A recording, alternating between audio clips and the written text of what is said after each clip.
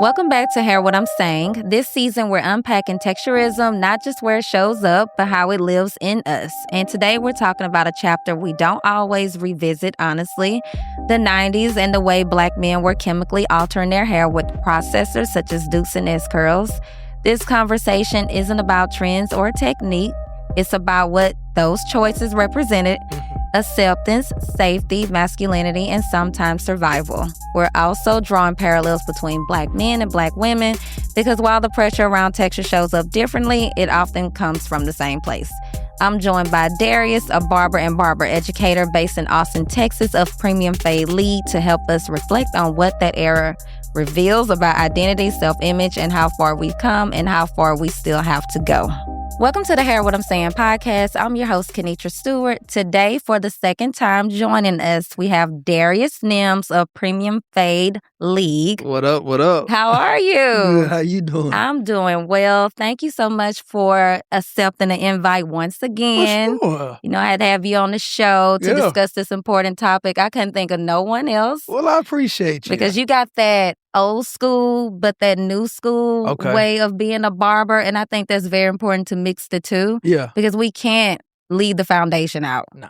The foundation is, you know how important a foundation is for anything in life. Oh, without the foundation, you crumble. That's right. Yeah. That's right. You crumble. And so even the information that you push out on Instagram where you're constantly educating, even to the simplest things as far as disinfecting. Right. You know, that's important to show people. Like, I really take pride in what I do besides how you look. Right. It's also the prepping, you know, to make sure that we're following these safety, you know, precautions to know that you are well taken care of. Right. So, yeah, so I just really admire what you do, you know, out here for the barber community. I appreciate you. You're welcome. And also thank you for all that you do for the beauty community. Thank you. Pushing I'm trying. Look, I'm trying. Many years you've been consistent with the podcast. You've been bringing on many guests. Yeah. Doing wonderful things, just spreading great awareness. I appreciate that. Thank you Especially so for the much. Black and browns. Yes, So absolutely. We appreciate you for all that you do. I'm trying. I am trying my best. It's not easy, but you got to show up. It is what it is. If you start something, stay consistent, see what happens to it, and just go with it. And these conversations are needed. You know, you have a lot of them behind the chair. Right. I love them too. And so it's information that people need to know. Yeah. You know. Yeah, so, for sure. Yes, indeed. So before we get started, do you mind reintroducing yourself to the Hear What I'm Saying podcast? So I'm Darius Nims, as Kenitra said, owner of Premium Fade League. I've been a barber for over 10 years. I just kind of fell into it. I never desired to be a professional barber. I just kind of started cutting my own hair out of necessity. And one of my best friends was a barber. I'm not going to say he was like licensed in a shop, but he just was really, really good at what he did, which I always give credit to him. He doesn't take pride in being a barber either. Like he's kind of like one of those in the dungeon, if you know type of barbers, you know, but he's not going to post on Instagram. Like you'll never see his work unless you see it walking around on a client. Yeah. But he taught me everything that I know relative to fading and cutting hair. And so from just kind of that foundation, I just kind of took that and I fell in love with the business aspect of it when I was at Texas State University getting my business degree and did that. And I just kind of married the two. Yeah. And so I just keep trying to push the barbering industry in a positive direction. Yes, you do. So that way we can just kind of have like positive reinforcement, especially with the public, you know. Yeah. So I just try to create a great experience for my clients, an experience that they hadn't had before through consultations and pre-consultations and intake forms and different things like that to help me do my job better. That's right. But to also like give you an expectation like, hey, like this guy is serious about what he does. So that's right. That's who I am. Yes. Father, husband. Got a new baby on the way. Congratulations. I'm so happy for y'all. Yeah, we appreciate it. Y'all are doing well. Young couple too. Boy and a girl, it's just perfect. It's perfect. So yes, that too. So just balancing life with business, and faith, God, all of the above. It's all well. So is your wife still doing bridal hair? Here and there. Like she's just more in the corporate real estate space. So that's good. She's an area sales manager, which is a kudos for her. She's worked her way to that point. So she's doing well with that. Like she still dabbles with hair here and there, but most of her time and energy goes to that real estate stuff. So that's what she's doing for DRB Builders. DRB Builders, okay. Yeah. Okay. So, or DRB Homes is more so what they call them, but I call them DRB Builders. But yeah. Well, congratulations to Thank y'all. you. Y'all are doing wonderful things. Y'all are growing and evolving. Thank Obviously, everything, y'all are growing for sure. Family's growing. For sure. Then I Still ask young. you. Then I ask you where you're done, and you like, I don't know. I'm like, well, you got your pair. I know. We can have more. But the Lord's work might not be finished. That's right. You know, so I heard that. That's I'm right. I'm here for the ride. Hey, maybe I think I stopped the Lord's work. I was it's your choice. It's your right. I'm here for it. I'm here for it. I was like, yeah, well, that's it. Yeah. And no more. Yeah, for sure. She might be in the same boat with you. Yeah, it's a lot. Yeah. You know, so I can understand even if someone decide on one. Yeah. You know, it is, you know, physically and emotionally. Yeah, 100%. You know, so especially when you are a committed parent. Right. Now, if you dabbling in and out, right. you know, you ain't that dedicated. It's not a lot of your energy. In. That's right. It's not a lot of your energy. But when you are committed, dedicated, and you're showing up every single day, even when you don't feel like it, it's a lot. Yeah. You know, so that's shout out to the moms. And the women, dads too. Yeah. The dads too. Yeah. They're still showing up in these spaces as well, you know. I'm like, child, that's it. I hope you're done. Yeah. Because Kenitra is done. Yeah, for sure. For sure. Before we get into the questions, I did want to ask you a personal question about your journey with your own hair. Yeah. You know, related to texturism, of course. Right. Have you ever had any experiences around texturism Not at really. all? I didn't think you would. No. And that's why I want to have this conversation, because I'm curious to know if Black men are even experiencing texturism. And we'll talk about it a little bit in this pod, because I'm going to kind of paint the picture in a different way. Because it wouldn't be labeled as texturism. Ooh. Yeah, it wouldn't be labeled as texturism. I mean, yes and no. Right. But like I said, we can dive into it when we kind of converse a little bit. But for me and my personal journey, this is actually the longest that I've had my hair short in wavelength. I've always had like a fro of some sort. Like my entire life, I've always had a fro. Like every picture that you could look at me in from high school on down, I've always had a fro. Oh, always. Wow. So like in high school, like I was really, really big on having a flat top. So like that was my cut of choice, or what they would call a Boosie fade. So how Boosie wears his hair now, it's real high and tight. That's how I wore my hair in high school. Prior to that, like early high school, like I would say like 8th grade freshman year, I was really into like having a mohawk. So that was a mohawk era. That was a mohawk era, like Roscoe Dash, like that was kind of the thing. So I would get the designs on both sides of my head. I would go to Target, get the Got2b glue, the gel, and I would like really kind of spike it so I could maintain some uniform shape. Yeah. Okay. So I did that, and then prior to that, it was just kind of always having like just a fro that I kind of just shaped. So was it a blown out fro, or was it a curly fro? Not curly. It was like blown out. Like I didn't put effort into blowing it out. I just picked it out. You know what I'm saying? So I would go to the barber, get an edge up, maybe get a taper on the back and the side, and just kind of keep it simple like that. But yeah, that's I've always had longer hair. Yeah, always. So what was the transition for you? Like, what made you decide I want to wear it low? When I graduated college, I just did it then. Like I don't know.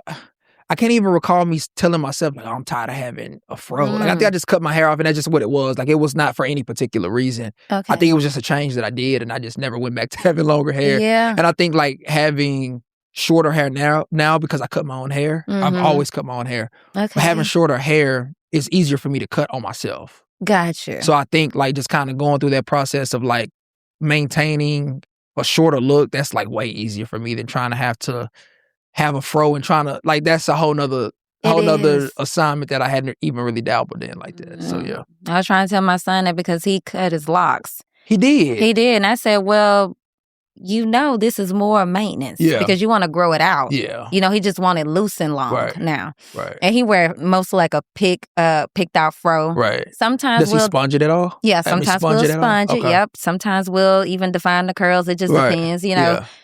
But he's seeing that it's more work now. I said, I told you. I was like, you should have just held on to them locks. I know. You know. And that's what I tell moms with sons. Like, they kind of have this dream. I even tell my wife this. But like, they have this dream for their son's hair, like this, the texture for their hair. Like, they want it to be natural to them. Which I'm all for, but I'm like, that is a lot of work. And I even tell my wife this. I'm like, we got to cut our son's hair. Like, Yes. if you ain't willing to do it every day, because for one, I'm not going to do it. I'm just, especially with you being a barber, not like I can doing just it. take Like, clippers to it and cut it off. I mean, but I don't want him to look like Little Bill, you know, like they don't want the, and I'm like, man, the boy got to go, he got to go through a process, right? Yeah, don't want him looking like Little Bill. Said, what, Little Bill? No, we don't want no Little Bills. But we love Little Bill, though. I know, but the thing is, we can, as men, yeah, we consider it character cuts. So it builds character within the young man as he grows. That's right. To like have a low maintenance hairstyle, and when he reaches the level of maturity to take care of his hair, then do it. I'm not saying that there's anything wrong with mama taking care of his hair. Yeah. But the hair is really a father and a son thing. It sure is. So I even love to see the fathers bringing the sons to the barbershop, not the 100%. Moms. Yeah. Yeah. So I think like that's kind of what I try to promote. Like, hey, like cut his hair low, because we know little boys don't like bathing. You know, like they just go through a phase where like hygiene they don't and care appearance about it. is just not not there. What makes them start caring about it? You know, yeah, like so they don't care about that, and then we get into you know, the process of actually washing the hair, and then of course when the hair is longer, it takes longer to dry. Like so now you're getting into these long processes, and I try to tell my wife, especially with her being a mother and then having like this intensive career path, like I try to tell her, whether she listens to me or not is another conversation. But what I try to advise her on is the idea of like make life simple. Yeah. So when it comes to this little boy, like don't let that be another burden that you have to work. You know, and so we had a family debate over Christmas with my family about do we think we should cut his hair or not.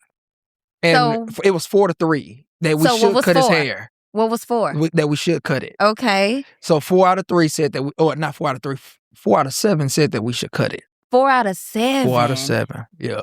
So we won, and it was really the men that was like, especially when his father's a professional barber. 4 out of 7. The 4.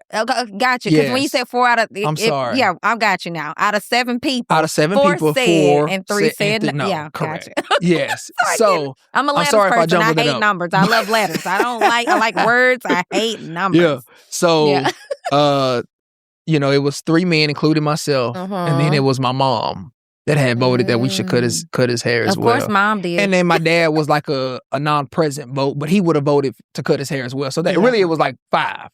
Yeah. 5-3. Most are going to vote. Yeah. You know. Yeah. So he still has his baby hair, like that Velus hair? he has like in the front line, he's never had a haircut, right? Never had a haircut. Like he has like a textured fro, literally. Yeah. Yeah, it's about time then. A more natural fro, let me say, not texture fro, more of a more natural flow. Gotcha. Fro, I'm tripping. I'm just jumbling all over. We're following. But I just love the first haircut. Yeah. You know, I think they all should experience at a very young age, you know, the first haircut. My son's first haircut, I didn't go. You didn't go? No, absolutely not. His daddy took him.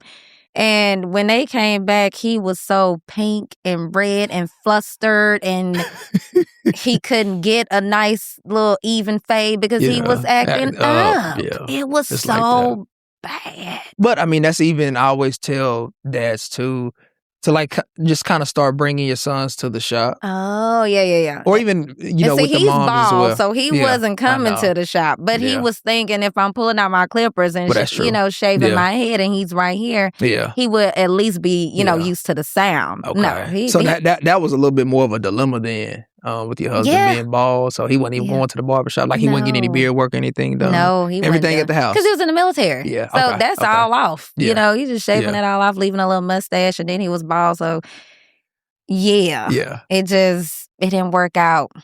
You know, for our son. Yeah. Because not he his had first no round. hair. Yeah, not the second or the third. Oh, Lord. It took a couple trials. It did. It was a trial and error thing. It took about, I don't think, the first time he did not cry, we had moved to Virginia. Okay. And he had just turned 2. Okay. But we didn't get a lot of haircuts in between because he was just so stressed out. Yeah. So we just like, nah, it's all good. I'll just figure out how to braid this stuff up. Yeah. Which he would sit there for the braids. I think it was the clippers. Yeah. That he was really scared more of. times than not, that like it's just that sound, especially coming close to the ear. Yeah. It definitely is. Yeah, for sure. Yeah. So, how do ideas of good hair versus bad hair show up for Black men? Is it a thing? Right. Yeah. I think it's more of a thing for women. Really for women. Yeah. But I also think too, that's really a conversation that is just that's just in the Black community that has kind of become a theme that I honestly think we should avoid. You think we should avoid the conversations? I think we should avoid labeling the good hair versus bad hair. Okay. Because for one, you have no control over that. That's right. So, I mean, what are we talking about? But it's a thing, though. It is a thing. It is a thing. But I don't see it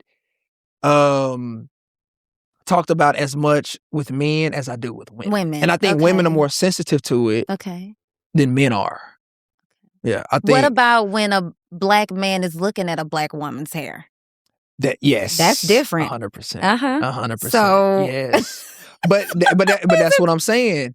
But do women look at Black men and do the good hair versus bad hair thing? No, that's what I'm saying. That's what I'm saying. But whenever a Black man does it, how is it perceived? I know. How is it perceived? Like, are y'all looking at Black women like, oh, she has the good hair? She has the bad hair. Come on. Okay. So look, I would. The answer to that question, I would say yes. I would say yes. I think that's fair. That's fair and factual. Okay. I mean, we do it to each other as Black women, unfortunately, Okay, so I know that you've kind of been talking about this over the last couple of episodes with other hairstylists and those that kind of specialize. So just for the sake of this episode, and even for those that are in my audience that may be listening to this, define texturism. Texturism is really closely linked to racism, just on a texture, Right, relative to the hair. That's right. So we tend to look at curls that are looser and make those more ideal. And then the curls that are tighter. Right. And kinkier. Or kinkier. Right. Yeah, those are not so ideal. Right. So that's what texturism is. Instead of accepting hair that is just hair. Right. It's just hair. It's just hair. You can't, I mean, biologically, you can't do anything. Control it. You can't control that. Absolutely. Yeah. And instead, we do create these biases, this racism towards it. It's literally racism for hair. Literally, Yeah. And so, unfortunately, we experience it. Yeah. It is a part of our journey. Yeah. I did grow up in the South, in Louisiana. Yeah. We didn't have these conversations a lot in our house, but I did hear them outside like of at our school house. And stuff like That's that. Right. Like, oh, she has the good hair, Right. Her hair nappy, right. Or even his hair nappy. And nappy is like, that's one of those kind of terms, which I think that if you can be a person that like understands, like when we say nappy, sometimes it can be in jest. It can. Like we're just talking, like it's just kind of linguistically African American vernacular English, like just being nappy. But context always matters. That's right. It does.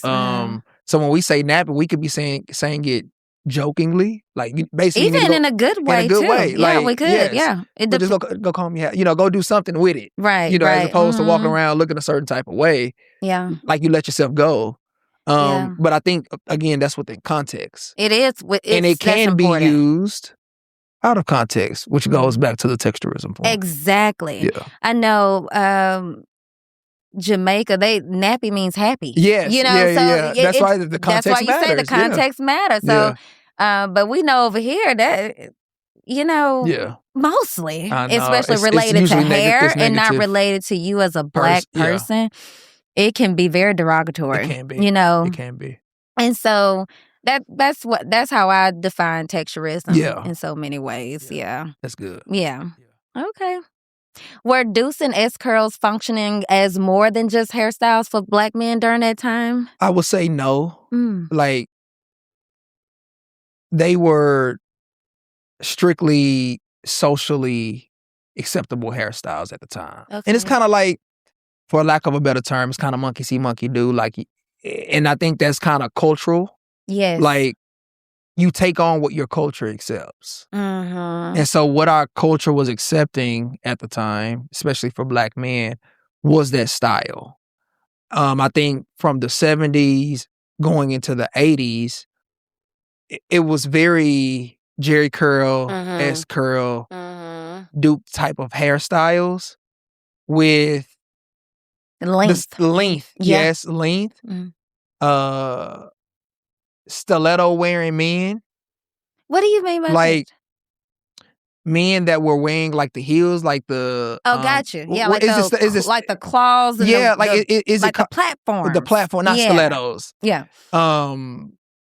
Like the platform type of shoes. Excuse me, not the platforms. I misspoke on that. Yeah. Not the stilettos, but more so the platforms where they were doing that. They were wearing like the really ruffled bottoms relative to style. Right. Where today we may look at that as like kind of being feminine. Yes. But at that time, it was very masculine. It was very masculine. It sure was. You know what I'm saying? It was very masculine. But I think that combination of style, clothing with hair, it created a combination. So now when you get from the 70s to the 80s, you lose the outfits and you're just more so with the hairstyles. That's right. Especially like when you get closer to the West Coast, which for the conversation of this podcast, I want to use like NWA as an example. As a case study. Yes, like, come on. Where you get more of like the Reebok wearing, I mean, you can even go to East Coast rappers. They were doing fairly much the same thing. You get the Reeboks, you get the Adidas sweatsuits, but they still had the hair. They still had the hair. And so I think that's a transitional period where you see Black men going from the platforms and the loose-fitting attire, you know, ruffled bottoms, ruffled wristwear. Bell bottoms, Bell too. bottoms. That's what see, thank you for clearing it bell up. Bottoms. Yes, but bell bottoms. You're describing it. Yes. I'm just coming in. Yes. You know, behind so you. Yes, bell bottoms. You go from that to like more tight-fitting clothing relative to the jumpsuits. Because that would be considered tight in comparison to what the men in the 70s were wearing. That's right. So you have like the jumpsuits, you have the track wear, the track like that windsuit, you know, windbreakers. Yeah, windbreakers. That's what it's called. Yes. But they still had the hair. And not only did they have the hair, but in the 70s, the men just wore the hair. Like they just had the hair. No head garment. Yeah. You get into the 80s, they started wearing hats. Yep, the caps. They had the caps, whether it was a Kango. Yeah. Run DMC, even though Run DMC himself was bald. Or what's his name? Not Uncle Russ, the brother. I can't think of it right now, but I know what and everybody else knows too. Yes. But he was bald. But nonetheless, they would wear the Kango. A lot of them would wear the ball caps too. Right. So that's when you start kind of getting to the East versus West type of how they looked alike. You know, I think more East Coast, they were wearing more Kangos. Yes. Hats they were. And caps. They were. West, they were actually wearing ball caps. That's baseball, you know, with the LA Dodgers, whatever it was, type of fits. Yeah. And so I think from the 70s to the 80s, you see that transition of style generally, but the hair still remained. Yeah. Because they hadn't phased out of the hair yet. That's right. And so that's kind of where. Then you get into the 90s. Yes. And then it's all about the dukes and the S curls, but keeping it low. Keeping it low. Yeah. To where it's like, because like you said, in the 70s, it was longer. That's right. So I feel like it kind of went from long, medium to short. It did. Over you could kind of say a 30-year period. Yeah. From if you want to start from the 70s. It ended at the end of the 90s. Yeah, 30-year period of So I think it was a 30-year period of long. Like we go let it flow and we go let it show. Right. To like, okay, we go kind of maybe cut it in half. Yeah. You know, in the 80s to where in the 90s when you get to like the late 80s, where I would say like 88 to like maybe like 92. Yes. Yep. By 92. It was like very short, but like you could just see just the bottom of it below the brim of the hat. Yes. You know what I mean? Depending on how they wore the hat. That's right. Yeah. I know my brother, he did have like a kinkier curl to the point where it rolled up. Okay. It did. It did. And we, unfortunately, I'm not proud to say this, but I'm going to say it. We made fun of him. And we did call his hair nappy. Okay. But my grandmother quickly corrected us. I think I was about 8 or 9. And she was like, his hair is not nappy. His curls are just much tighter than y'all's. Right. And that's what y'all don't understand. You know, and so she's like, if you brush his hair, you will see that. Yeah. And so she was like, we just have to keep up with his a little more. Like we got in trouble for that, you know, so we quickly. Salute to Granny. Absolutely. Salute to her. You know, we quickly unlearned that texturism right then and there, you know. And it even opened my mind up more, you know, whenever she did correct us for making fun of him. But I had another cousin who was processing his hair chemically at the time with Dukes. Yeah. And he said, ain't nothing wrong with his hair. All we got to do is run down Walmart, get him a Duke, slap it in there, and I'll teach him how to get some waves. You know, not even understanding you can create waves with his texture, you know, I mean, it takes some work. It takes some work. That was a shortcut. You know, chemically processing it was a shortcut, right? And so, and that's what he did. And he literally dedicated his time to making, and my cousin is actually in Austin. Okay. Yeah, he actually dedicated his time to make sure that his hair got those waves that my brother wanted. And he did, you know. He actually taught him how to take care of his hair. Okay. You know, shout out to DK. He did it, you know. So we did experience some texturism within, you know, our your own household. Yeah, now that I'm thinking about it, we having this conversation, it's coming back from me. And yeah, only towards him though. You know, only towards him because he was the one with the kinkiest hair, you know, out of all of us. Yeah. And I just wanted to share that, you know, I do know somebody that did experience it. You know, he was, if I was like 9 at the time, he was like 2. Okay. You know, Not saying that he remember or don't remember it, but, you know, I don't know if it did affect him. But we're talking about putting a chemical processor in his hair at the age of 2 when we should have just worked with his hair, you know. And I know someone who faithfully got him. Like, I'm talking about like how we would get relaxers back in the day. Yeah. But he would send his friend inside Walmart to get the processor because he didn't want people to see him getting it. Okay. Yeah. So I was very, you know, that was intriguing to me. Was his friend black? Yeah. Okay. His friend didn't care. Yeah. You know, he he cared more than his friend did. Yeah. Yeah. But his friend wasn't chemically processing his hair. Okay. You know, so yeah, I do know some have experienced it to a point where they are a little ashamed of whatever texture it is that they are born with, you know, to where, you know, some use it for style, some use it as an era, a movement, just want to be a part of the culture more deeply. And then some did it because they were ashamed of their texture, you know. So I was just curious, you never had that before? Not personally. You're so lucky. I know. What about anyone that has ever talked to you about it? I hadn't had that experience. Not with That's really good. Yeah, I have asked clients about it. Where did you grow up? In the Houston area. In Houston. That's way different from Southern Louisiana. Yeah. So y'all probably, you know, if anything, y'all were more together. Yeah. You know, not against, you know. Yeah. And everyone's experience is going to be different depending on where you come from. Like the region. That's right. Yeah. It's definitely regional. That's right. That's good, though. I'm glad to hear someone didn't, you know, experience it. And I was very, very Afrocentric with my hair. Like, I never cut it. Like I said, I think in my life, where I am now and then when I was younger, like I had maybe 3 times where I had like my hair cut low. But more times than not. You had a fro. I had a fro. Yeah. More times. What do you think about wearing a fro today as a black man at your age? If you wore it picked out with a pick, how do you think people would perceive you? Anybody? I know. That's a good question. I mean, without even knowing you, just you walking in a building, you have a fro and a pick. Because back in the 70s, that was a part of our culture. Like you black and you probably don't care. Right. You know, that's probably and it's not just with the fro, but it's like even like if you like wear your dreads like unkept. You know, like if you're not getting like a fresh retwist and like you literally just like wear your hair like just like J. Cole. Just like J. Cole. One of my friends, Marquise, he wears his hair similar to Jay-Z, but it's longer. And it's kind of like it's almost like those Florida locks, like how the Florida people are locking their hair. Some people will consider them matted together. They do. They take the locks and they mat them together and have like 5 or 6 locks. Yeah. So his hair is like that, but he's in education though. He's in education, and it's still okay. Okay, like he's himself. Like he doesn't.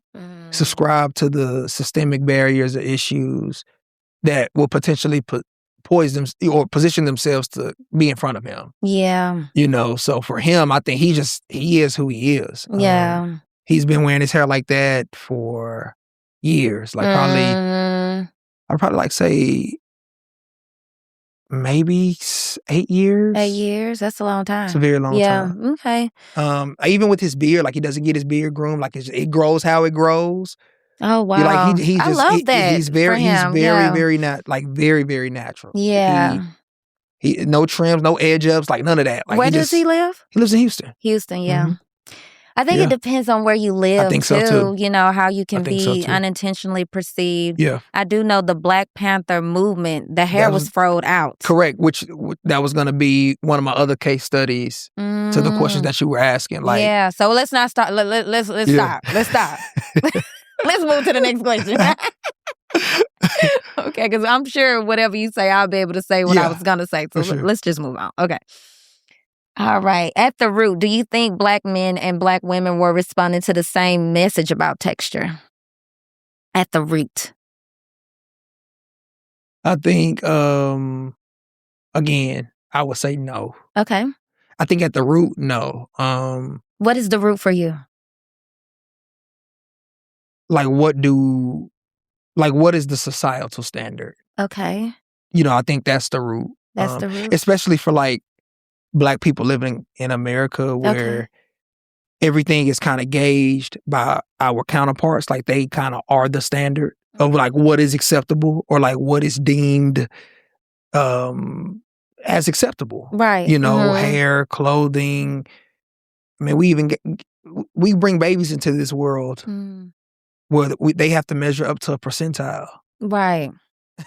Where our counterparts are the standard for those percentiles. Mm-hmm. You know what I mean? Absolutely. Oh, yeah. So it's not fair. It's not fair. That's right. Because not all babies are created equally. That's right. Especially when it comes to health. We're born into, okay, this is the comparative conversation of standard that we have to have. And they can't say a word. They don't even know that they're here yet. That's right. And they're born into that. So I think that's the root. And again, this is just my opinion from what I know. I don't know everything. So let me just, so I'm always open to being challenged and hearing other people's perspective if my analysis of the root is wrong. I don't think it's wrong. I think it's whatever your experience is. Yeah. And that's just going to be the root for you. Yeah. We could talk about the root.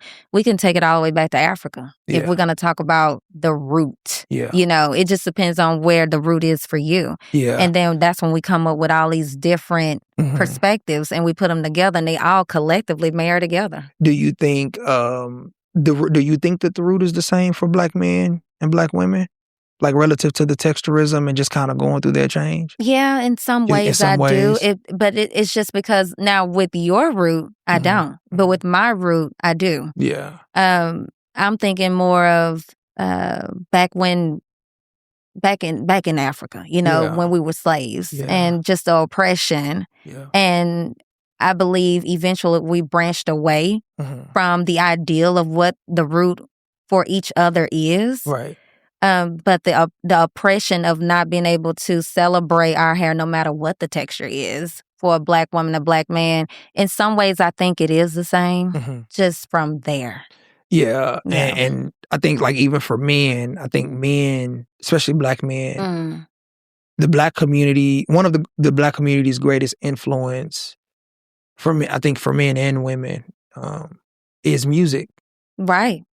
And so I think that once Black men started wearing their hair, do S curl, Jerry curl, like just kind of that era. Yeah. I think like music is the one way to influence the Black community. It is. Now that's a root of going back to Africa. Like that's just how strong music is for our culture. That's right. Like really no matter the genre or the style of music is like in our DNA. Like that's who we are.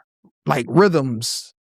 Like that's who we are. Yeah. And so I think that those that have always had a voice in music kind of set that tone for like, like a Rick James or somebody like that. Yes, Like, yeah. And they kind of set that tone for what the style is going to be. And I think that for the most part, Black men, and you can speak to it for Black women, kind of followed suit, like with what was trending at the time. Black women follow, trends as well. Yeah. We do. Like the 90s was the relaxer era. We were all relaxing our hair. Yeah. In the 80s, we were more, it was like in between. We were still wearing it naturally, froed out from the 70s, but we also still pressing it, making it straight, just not chemically altering it. Right. I feel like that picked up more like in the mid 80s than into the 90s, because I know like Salt and Pepper had straight hair, and that was definitely chemically processed.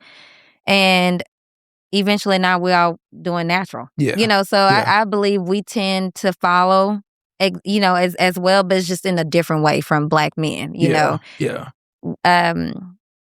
When y'all were doing the Jerry curls, we were doing them too, but it's just wearing it different. But but mostly I know in the 80s we were doing mohawks. Both of us was on the same pathway then. We were wearing the mohawks where it didn't look like a mohawk. Or not a mohawk, I'm sorry. It's the shag. Yes. Like that shag. Yes. What is it called? I know it's a shag, but what else did we call it before it was a shag?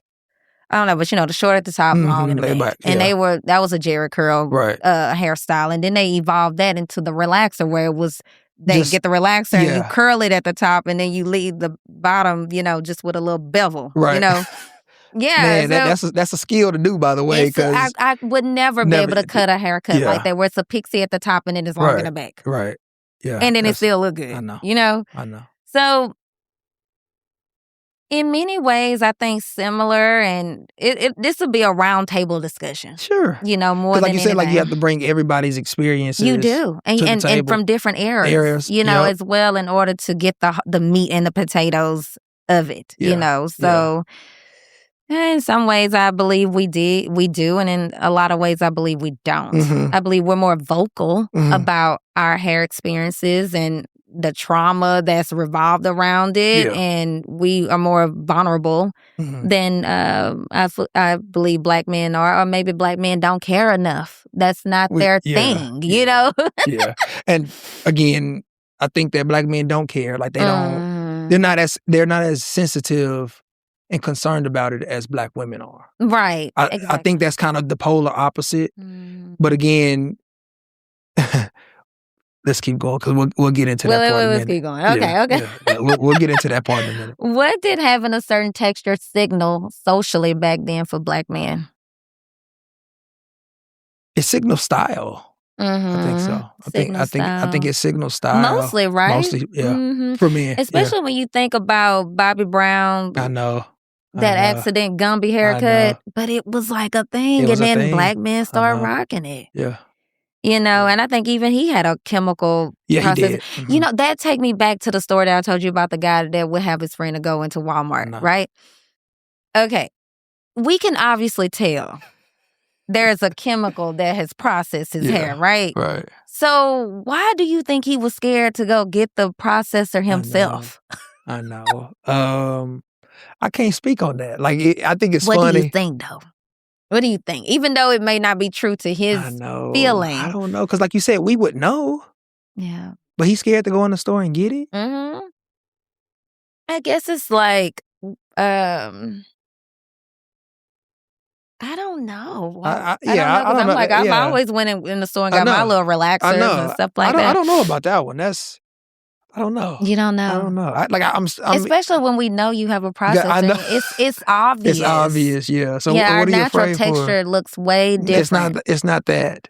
It ain't straight. Like it's not with the little wave. It's not. Yeah. I don't know. Yeah, I don't know. Okay, all right. Back to what we was talking. So you said more about style. Yes. I brought up the Bobby Brown. The Bobby Brown, like that. Like in the 90s, I was actually watching a video on YouTube. I actually went back, and this was before you had even asked me to come. This was probably like 2 or 3 months ago. But it just so happened to come across my YouTube feed. Okay. And it was talking about styles at that time.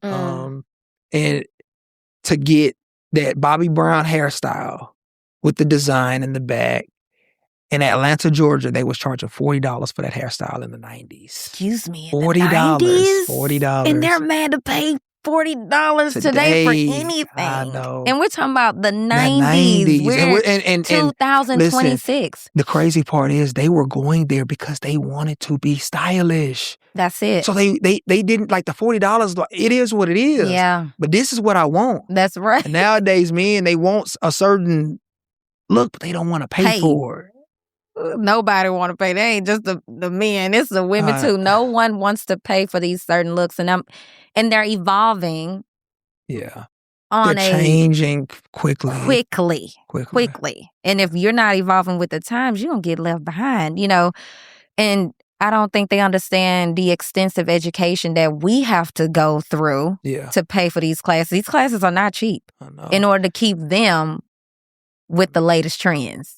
So and if you're not taking classes, the amount of mistakes that you make to master the particular thing that is in style. That's right. Because some people don't take classes; they just practice, or they just trial and error, whatever it is. Yeah, that's right. So winging it. Yeah. But again, I think too, you have to pay for that experience and that expertise as well. That's right. Like if I made many mistakes to get this right. Like somebody had to be the recipient of my bad product. That's right. You know what I'm saying? Right. My bad skill. And some people are just naturally self-taught. I can look at it and figure it out. Give me 2 or 3 tries and I got it. Yep. But again, you have to pay for that. You sure do. Because that's a God-given gift. That's right. That wasn't free. No, that wasn't free. Not at all. So what do you think Al Sharpton was doing it for? Oh, Lord. You threw me for a loop on that one. Not Al Sharpton. You remember he had his slick back, it was salt and pepper. He would have the roller. It looked like he was, I think he was using rollers to set it at night and then comb it out.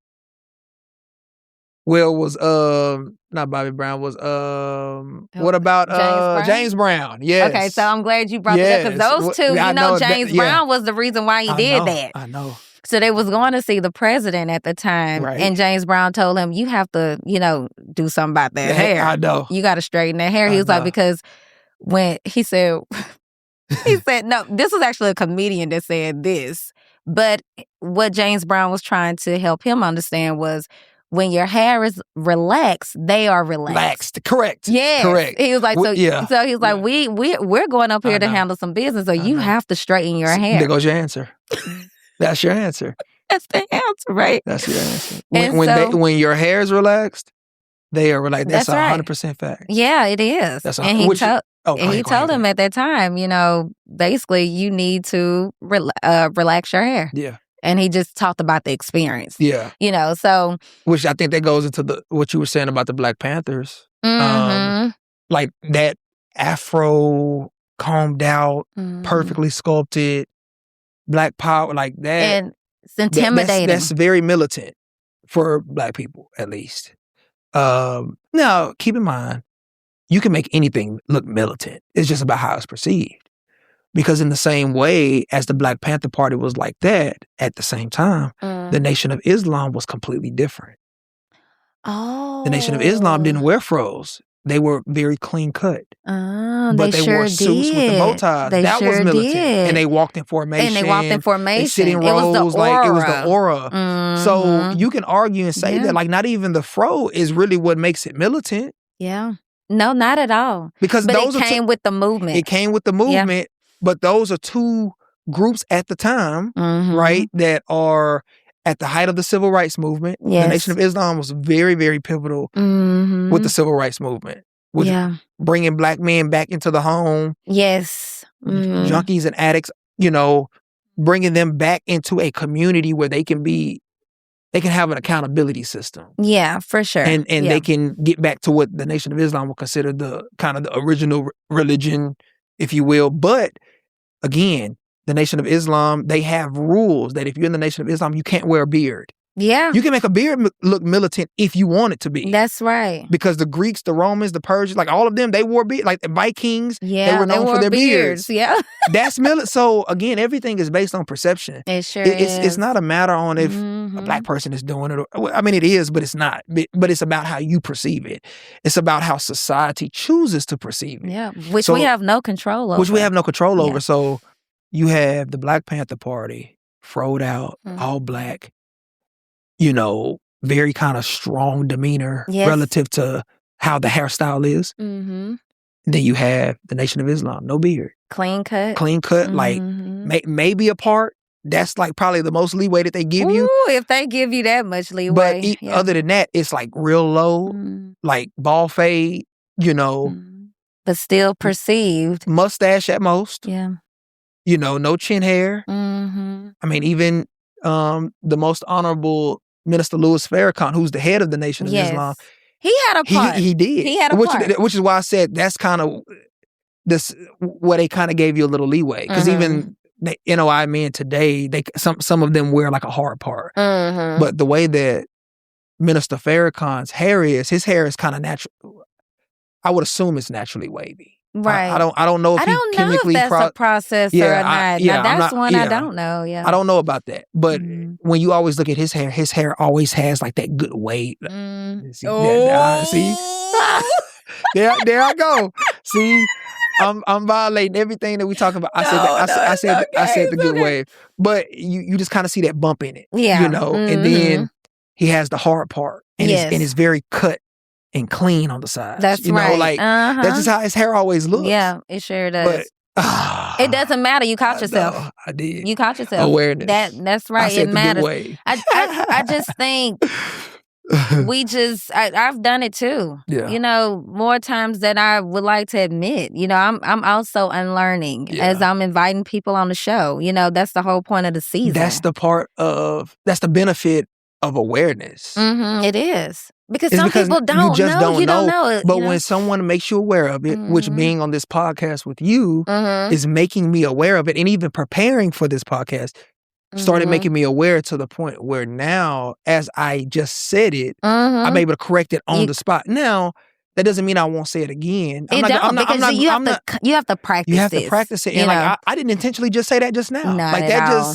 That just kind of rolled off my tongue, And I think that can be perceived in a lot of different ways. Yeah. I mean, it was literally perfected. Yeah. Like his waves were. They had a nice little ripple. I know. Like it was a nice ripple. Consistent. I know. Every time. So good can be perceived however someone receives it. Yeah. So. Yeah. So I was just using that example to show that everything is about perception. Mm-hmm. Everything is about appearance and what you choose to label it as. And you have to keep in mind, like, we didn't label either one of those case studies that I just provided relative to the Black Panther Party or the Nation of Islam. No, absolutely we didn't label any one of those two. Nope. Those labels came from outside perceivers. That's right. Not understanding what the movement was about or not wanting to understand what it was about. Because it was a positive movement. Whether they were walking around with guns, that was for protection. I know. That was not to harm anybody. Right. And I believe the whole collective of just seeing the outside and not trying to understand the message. Right.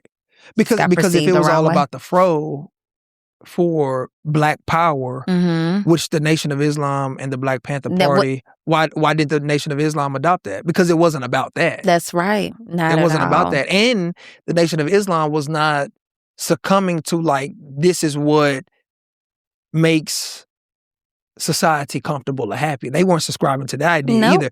It was their own individual collective identity. That's right. Simple. So it had nothing to do with the hair, really. No, it did not. It had nothing to do with it had everything to do with that individual vision and mission. Yeah, that's right. Yeah. And I don't think it was good or bad. I don't either. I don't think it was good or bad. It's just all about... It's what they wanted. That's right. It's what they wanted. Yeah. And I think that's how we should all view hair. Like, however a person chooses to wear their hair, like, it's not good or bad. Like, that's how, to the debate of texturism, like, that's how they wear their hair. Yeah, that's how their hair is. Like, I think it was all about unity. For sure. Just wanting to be uniform. A unified front, right. Yeah, uniform. Like, we're going to wear all black. This is how we're going to wear our hair. I think it was for aesthetic reasons to know that I belong to something. I don't think it had anything to do with anything outside of that, And that's pretty much it. No different from when I was on the cheerleading squad, we had to wear our hair a certain way. It was just like as a team. As a team. No matter what your hair was, this is what we have to do. This is what we have to do. Unfortunately, fortunately for me, I don't know if that's fortunately, I'm not going to use that word. I know when I was on the squad, we mostly had straight hair. Okay. You know, so however the sponsor requested us to wear our hair, it was easy for us to do. Sure. Now, today, that would be very challenging because I did have a client who has naturally curly hair. Mm-hmm. She's biracial, and she was forced to straighten her hair in order to be in unity with these girls. So when I said fortunately, it was kind of like, well, I didn't have to go through that, but still, that's not fortunate because why would that be fortunate just because you altered your hair differently so you were able to move through it easier opposed to her who was coming to me to get it straightened, who was coming to me to wear wigs, get wigs done just because they told her she had to wear her hair straight in order to be in unity.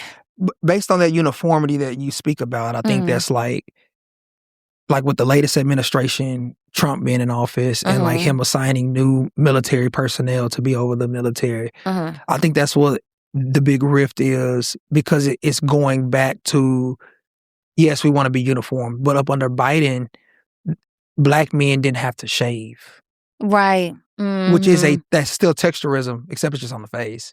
It is. Right. You know, because when you shave the hair, our skin responds a lot more aggressively than counterparts. That's right. So to make everyone conform to that one standard, whereas I'm not saying that, let's just say for white men, for instance, I'm not saying that they don't have skin responses to shaving because some may, but the percentage is much lower than it is for Black men. That's right. Where Black men literally could go to the doctor and get a prescription or I don't know how they would call it in military terms. It's called, oh gosh, and I'm a veteran, y'all. Is it a waiver? I think it's a waiver. Yeah, it's like a waiver that you could give to say like, hey, like, because it is a scientific term for Black men that get these hair bumps that we would call it in the Black community amongst other men, like, you don't want that Nestle Crunch. Like, Nestle Crunch. You don't want like that Nestle Crunch look on your face because you shaved.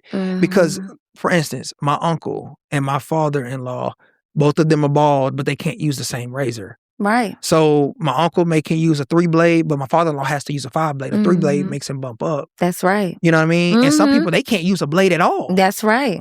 So like, you know, but it's in comparison to the story about your client who's biracial, like her hair is naturally curly, but she's kind of forced to come to you to get it straightened or whatever. And for someone else, it's easy because the hair's already straight.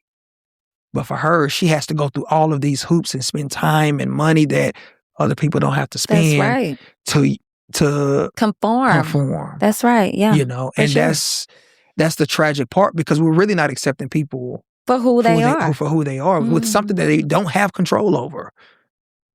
That they don't have control over. At all. You know, because you have to think too, back in the day, like, we've always had a beauty standard. Like, grooming has always been a part of history, which makes barbers and those that are in cosmetology essential to mankind. Like, we've always had a part in society, even before modern medicine. That's right. Before modern, you know, doctors and things that, like, we had an essential role in society. Now, of course, it looked different then than it does now. Right. But the point that I'm making is we've always been in the business of appearance. Right. And making something look a certain way. Or, you know, like you said, like just kind of altering an appearance for, you know, whatever reason. So that's kind of what it is. Yeah, for sure. Also, when you brought up about the beards and, you know, shaving and you having to use a different type of razor, X, Y, and Z, the reason why I would say, you know, I would say people with straighter textures too, you know, it comes straight out the face. I know. Unlike ours, it coils out. I know. And then it coils back into the skin. That's where you get the bumps from. And that's when you have hair bumps. Exactly. And then you have hair bumps. Yep. And then that's where all this, what you call it, a Nestle Crunch? The Nestle Crunch. The Nestle Crunch. That's how I'm Ask sure your husband that if he's heard that. Yeah, that's how that happens. It's because it comes like when you shave improperly in your face, like, and it doesn't take any time for those bumps to come. They can come within hours of shaving. It doesn't take a full business day. Like, right. It can come 4 or 5. Like, I did that one time when in the barbering industry, they just started coming out with foil shavers. Right. They started coming out with foil shavers probably about 10 years ago, maybe less. But when the foil shavers started coming out, I went and got one. Right. And they was like, oh, like it gets like super close to ball, cool like that. So I go and I cut my hair, and like the part where I did my taper fade, I use that foil shaver to just get it like really, really smooth. Bump the 5-6 hours later, like I'm talking about like just little bumps all over the back of my neck. Oh my God. So I had like itching, all of that stuff, you know. I can't use a foil shaver. Right. So if I go to a barber, for instance, although I cut my own hair, but I'm just saying, like, if I go to a barber, I have to let them know, hey, I can't take the do foil that. shaver. I can't That's use right. the foil shaver because my skin cannot take that. That's right. So when you talk about shaving standards and grooming standards, like, there's not a one size fits all. There's not a one, and that's one reason why I personally would never go to the military. Yeah. Because like you're being disregarded. You're being disregarded. That's right. Like, I've had a beard for as long as I could grow it. I've always had facial hair. Like, when I started growing facial hair, like, I've groomed my facial hair. I don't care if it was just my mustache and my chin hair. You're like, I don't care. I'm gonna line it up, but like, I've never been baby-faced prior to me growing facial hair, you know? And so like, for someone to ask me to cut my beard off, like, that's part of who I am. That's right. You know what I mean? Like, Absolutely. that's my attachment to self. And so, which is why I never joined a fraternity in college. Oh, because yeah, I'm not shaving my hair. Phase, you know, like, you gotta I'm let not shaving. go. I'm not shaving my hair, or I'm not shaving my. I'm not like. There are some things that I don't compromise on. That's and right. when it comes to my hair, when it comes to my beard and my facial hair, I don't compromise on. Yeah, good for you. Don't. Let me use another example. I have clients. Client who's bald, he has a beard. His beard can grow, like, it can be really like Rick Ross like, although he does not like for people to compare him to Rick Ross. But that's just to paint a picture of how his beard can be. That's right? thick. His beard can be really, really thick. But he's in corporate America. He always has a joke. He said, once a month, I have to like cut his beard down. Not to the face, but like I have to sculpt it enough to where it's like really, really low. Because he says, if not, I'm going to have to subpoena you. Meaning that he's going to have to subpoena me to court to testify that he comes and gets his beard groomed every week. And he comes to me every week. Because it grows so fast. And he's a big and tall guy, black guy. Shops in the big and tall section. Like, he looks like he's played in the NFL. So he's already intimidating, like, by the looks. Unfortunately. Right. And he knows that. He says that. Like, he doesn't run from that. Like, he knows that he has to carry himself a certain way to kind of keep the people relaxed and not like, who's this big bodyguard walking around? Because like I said, he looks like when I first met him, I thought he played in the NFL. Oh, like, wow. Big and tall guy. He's very big. Has a beard though, and he always like, hey, it's that time to cut it down. Like, otherwise, I'm gonna subpoena you, and you have to come testify that you take care of me every week. Oh, you wow. know, because that's the standard in corporate America. Like, he has to look a certain way. Okay. Yeah. And it was to the point that you were making about texturism, where I said for men, it's a little different. Because although men are not sensitive to the texturism in the way that you're describing it, they are sensitive and aware of how their appearance matters depending on who they're around. I have a client, I won't name him or the company that he works for. Works for a very, very big company in Austin, Texas. If not the biggest company in Austin, Texas.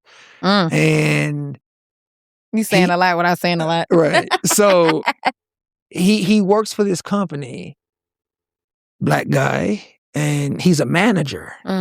And all of his other managing partners are white men. And he has a low haircut like me. You know that our hair grows faster than our counterparts, meaning that we have to get haircuts more frequently. Okay. That's natural. Like, if a black man does not get a haircut frequently, you will know. Absolutely. If a white man does not get a haircut frequently, you will not know. Because that's their hair is way different. How it grows and how it looks as it grows. That's right. Our hair, when it grows, it can look disheveled if you don't get it tamed or groomed by societal standards. Like you said about those in Jamaica, they say nappy is happy. Like, so that for them, they don't care about that. That's right. Yep. But for us here in America, he works for one of the biggest companies in Austin. All of his managing partners are white, and he will leave like midday. Like, of course, he'll take care of his work and handle his business at work. Like, he don't leave, and like, he knows when he can leave. Right. That's right. Anyways, he will leave middle of the workday, around 2 or 3, come to me to get a haircut. But his counterparts will passive aggressively make fun of him for going to get a haircut. Why? I'm gonna tell you why. They will say things like, "Oh, such and such is going to get a haircut. We don't know why he can't go to Sports Clips to get a haircut." Oh, absolutely not. But they don't understand that. Absolutely not. They We don't, could never go to Sports Clips and get a haircut. They don't understand that.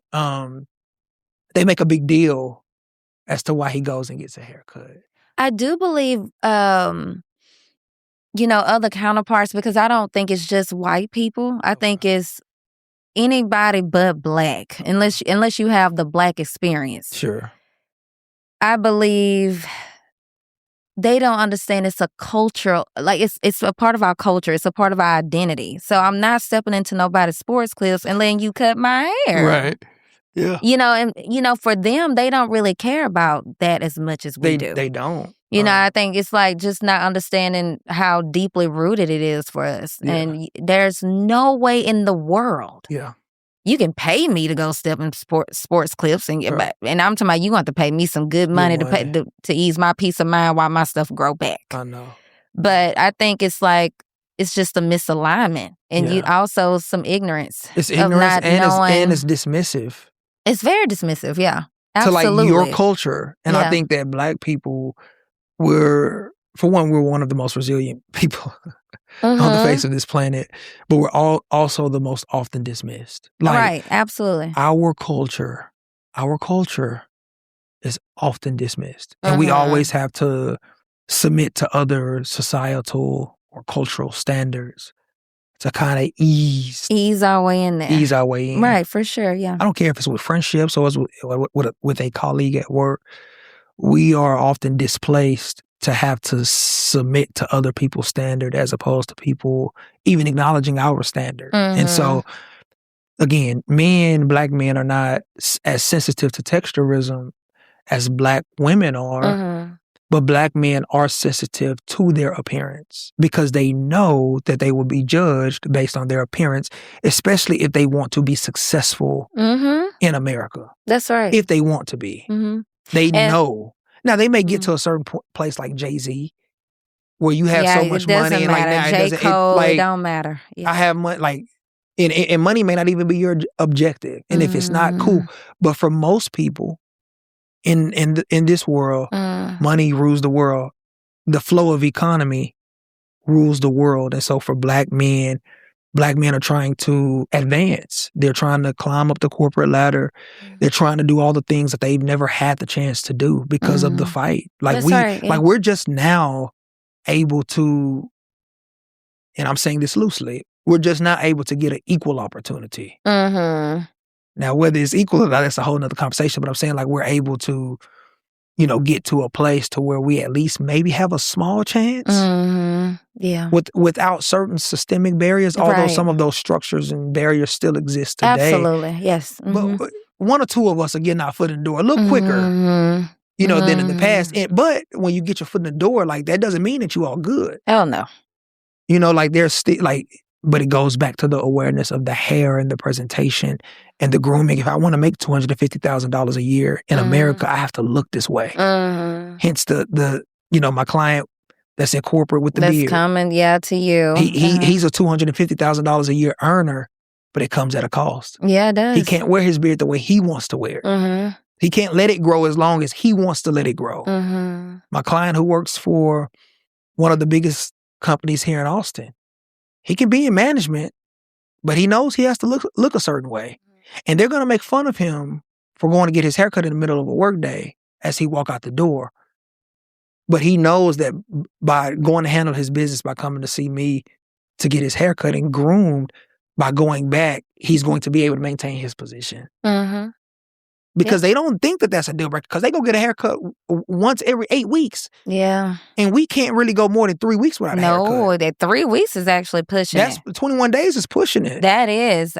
Some people can be on a weekly rotation, if they had the time and the money. But I mean, by week one and a half, you can start seeing it, So that's very true. And so I know for me, I've mastered my art to where I can cut a client's hair and I can make that cut last for anywhere. Of course, it varies depending on, because we all know we have different textures of hair. That's right. Like it's 12 different types. Mm-hmm. So depending when on you say 12 different types, what are you talking about? Like 1A, 1B. You believe 1C. in that chart? I believe in the chart for the basis of being able to identify the type of hair. Do you think they're correctly doing it? I hadn't thought about that. Like not in that way. I hadn't thought about that. Like, I hadn't thought about that because I think that like even when I look at that chart, I'm looking at that chart from a place of like being able to identify how either how straight or how curly the hair is, right? Okay. And so when I look at my clients, and even like if you look at that in barber school, for instance, you're at least able to identify the type of people that are sitting in your chair. And if the hair is more kinkier or curlier, the haircut gets more difficult as opposed to if it's more straight. If it's more straight, sometimes it's said to be easier. And that's not with bias. That's with the level of skill. Because, for instance, on a client with straight hair, you can take one guard and you can literally go against the grain. And that be it. It's going to be cut. It's going to cut, yeah. But on hair that is more kinkier, right, that is more curly, you can't just go against the grain, but you also got to come with it to lay it down. That's right. So y'all are using it more for a point of reference for, I guess, just to... Yeah, it's more of not an identity marker relative to judgment. It's an identity marker relative to the level of skill that you have to be able to do it. Okay, so it's a little deeper for Black women with the curl pattern chart. So that's the difference. That's the difference between us and y'all. So when we talk about the sensitivity, when we talk about like even just looking at the chart, it's different. It's we're trying to not look at it more because it's causing more confusion than anything. Okay. Because products, specifically, they are trying to curate these hair products according to said texture, and you can't do that. You can't do that, because we have to consider porosity. Density. If it can retain moisture versus if it can't. And we can't do that by putting a letter and a number and saying, hey, you got 1A. You got 1A. This is going to retain moisture because you got 1A. Right, which makes the one that can't retain moisture worse. When it's like that's not the case. Yeah, it's not science-based. And that's why if you're going to use it, I guess, as a point of reference to say you fit somewhere here. So according to that, I can see it working in the barber world, but definitely not in our world. Yeah, that's why I say the sensitivity levels are completely different. It's so different. I don't want the women to be offended by me using the chart. No, it's more of us hairstylists that are offended by the chart versus the consumer. Okay. It's more of us trying to debunk the chart. I had to reach out to... You know how we have to every year or it's every 2 years we have to renew our licenses, right? Mine is up right now, but I gotta get mine done. I just renewed mine. And I was taking the test and they were using the chart on that test. I emailed them. I was so mad about that. I emailed them and I told them this is the reason why so many curly girls, not just Black women, anybody who has a curl or a wave to their texture of hair, they are not being able to arrive to any solutions to their hair care needs because y'all want to reference everything to this chart. Yeah. And it don't tell us anything real. Nothing. I mean, you can use it. I think it's an illusion more than anything. You can use it if you want to, but the way how you help people is getting down to the science of it, whether they want to accept that or not. Yeah, 100%. It's science. Yeah. So, it is. Yeah, so I hate it so much. Yeah. Clearly, because it causes more problems for me than it resolves anything, but I can see you using it for a point of reference to teaching people, especially those who are not exposed to, to a lot of different textures, Yeah, like I use that as a point of reference to say, hey, like, for one, I don't look at that chart as a good or bad chart. Gotcha. Even though when I said wave earlier, I said the good wave. Yeah. I don't use the chart for a good and a bad reference. I use that chart specifically, especially for us that wear low haircuts. That chart can clearly, like I can point to that and say, hey, when you see this, anticipate that the hair is going to grow faster.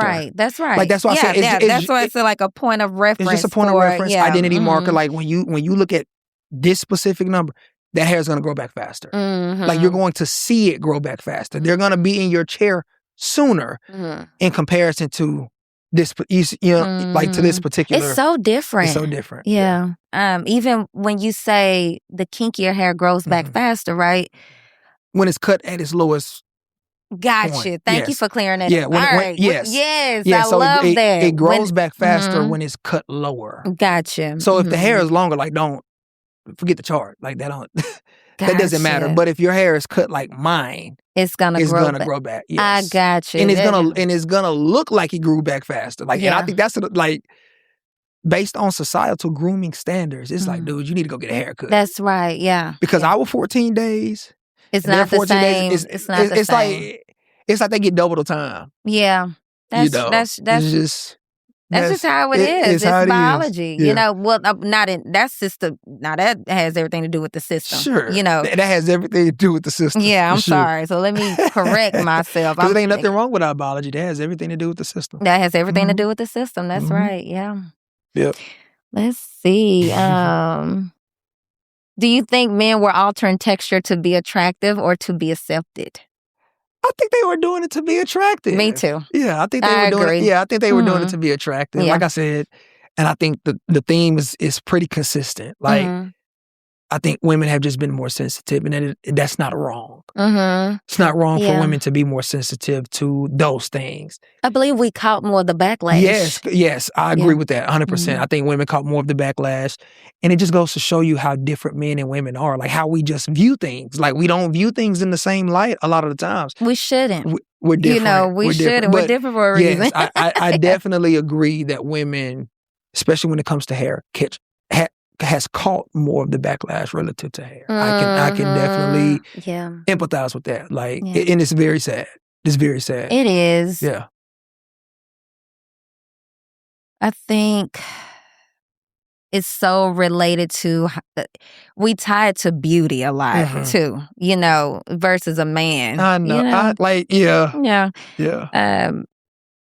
And that's what I think it is. It's just an aesthetic. It's an aesthetic. My wife hates when I use that word because I use it all the time. Because she just hates that I use it. Stop using that word. Stop using that word. You should listen to the podcast. You're like, you said it again. You're like, no, Kenitra said it and I just followed.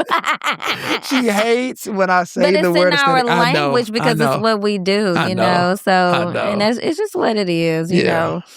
But, you know, she hears you all the time. So it's different. You know, I get it. She hates it. Yeah. She like, stop. Like, what does she say? Like, she may try to mock me when I say it, like, an aesthetic, you know, because I'm always saying something about an aesthetic. Yeah, but that's an inside joke between me and her for sure. Like, it's all about aesthetic. It's all good.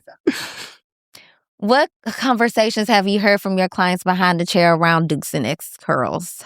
I hadn't heard anything direct. I've asked. A lot of them didn't even really kind of participate in that because you got to keep in mind, a lot of my clients, like, I have maybe 3 clients that are over the age of 45. So all of my clients are relatively young. Okay, so they skipped that entire era. Yeah, so for me, even just in kind of doing some research with the older guys that I have, like, they didn't have, like, and it's funny. What is it? Because even when I asked them about that, it's like, when we talk about the sensitivity, it's just like it's just non-existent. Yes, it's almost like, like, I mean, I don't know what you want me to say about it. Like, we grew up so different. I know. We grew up so different. They were very sensitive about texture. Black men were, or black young men were. You know, like it was just like, and I don't like, and I was trying to gauge like, is this something that you were ashamed of, or like I was trying to gauge the responses, but it was like, it was almost like one of those black men shut down things. Like they didn't really. So, okay. They didn't really want to. Is it that they're not open to being vulnerable about the subject? That's what I'm thinking. Or is it that it was no experience? I'm thinking that they didn't want to be vulnerable about it. So there is some type of sensitivity with black men with their texture. That's what I was trying to gauge. That's what I was trying to pry just a little bit. You know, without like pushing too far. Like, why you keep asking about, you know, even though I kind of gave them context as to why I was asking. Yeah. But I also think too, it's like, you know, kind of like just, I don't want to talk about that. You know, they should talk about it though. Now I'm really open to knowing how related our experiences are now for real. Because it's like, do you want to talk about it or you just don't have the experience? I think it could be both for y'all. Yeah, and I think too for men are they kind of walk on eggshells a little bit because they're trying to figure out like what's safe for me to say versus what's not. You know, like what's my safe space? Which I think now, modernly, I think some, not all, some Black men are starting to find that safe space. Good. But I also think too that there is a reversal to that. And the reversal to that is the Black men that don't want to become soft. And they think that being vulnerable is being soft. And it's so masculine, but that's really like, they like, man, like, that's soft, bro. That's, and that's just, and for those men, they're probably not gonna change. That's their mentality. That kind of allows them to maintain their masculine ego of being, because I don't think it's anything wrong with being hard or macho. Like, I don't think it's anything wrong with that. But I think it's space for both. I think it's space for the men that maybe want to have a little bit more conversation, open dialogue about experiences and past experiences and trauma, or whatever it is. And then it's those, it's like, man, like, I can't do nothing about that. Man, like, leave that where it's at. Leave that where it's at. I'm gonna press forward, know. So I think you kind of have a little bit of both. It depends on, I believe, everyone's experiences too. Like, you had a completely different experience, opposed to someone else. I do know, where this one guy, he has two brothers that are biracial and he's not. So his texture is not like theirs. It's looser. One's is looser and then the other one is more on the wavy side. I would say more like your texture. And then his is more kinky. Yeah. And so he do have experiences with texturism where he has tried S-curls and all these processes to try to alter his curl pattern to make it looser or more ideal. Yeah. And he's not happy with his hair. And this is a recent thing. This isn't the 90s. This is something that's happening today. Yeah. And he's trying all these different products. I've been suggesting other products. He is trying products that I would not suggest for his hair type. Okay. And porosity level and density at all. And I think there's this product overload that's keeping him from reaching the goal. Okay. But I'm trying to figure out, is this a thing where you grew up seeing two people in your household with a completely different texture than yours? Or are you trying to manage what you have to how it to make it look like how you want it to look? Okay. In so many words. So let's talk about this. Because you said something that kind of struck something in my mind. Black men's desire to have and produce waves with their hair. Like, if I cut a guy's hair down, like if he has a fro and I cut it down, I gotta work to get my waves. Work to get my waves. Wave cap. Blue magic. Right. Water. Right. Brush, Brush. But that's a desire. And my question is why? Now that we're kind of talking about it, like why is that? Like, why is having waves a desire? Like, why is that the goal? I know. You know what I mean? Now, I think it's cultural. Like, I think that was kind of like an era. And I think that was kind of like the goal status for men is like, man, I can wait. I can get waves. But going back to the chart, which I know you hate. I hate it. But let's go on back to it, child. Because a wave is really just a compressed curl.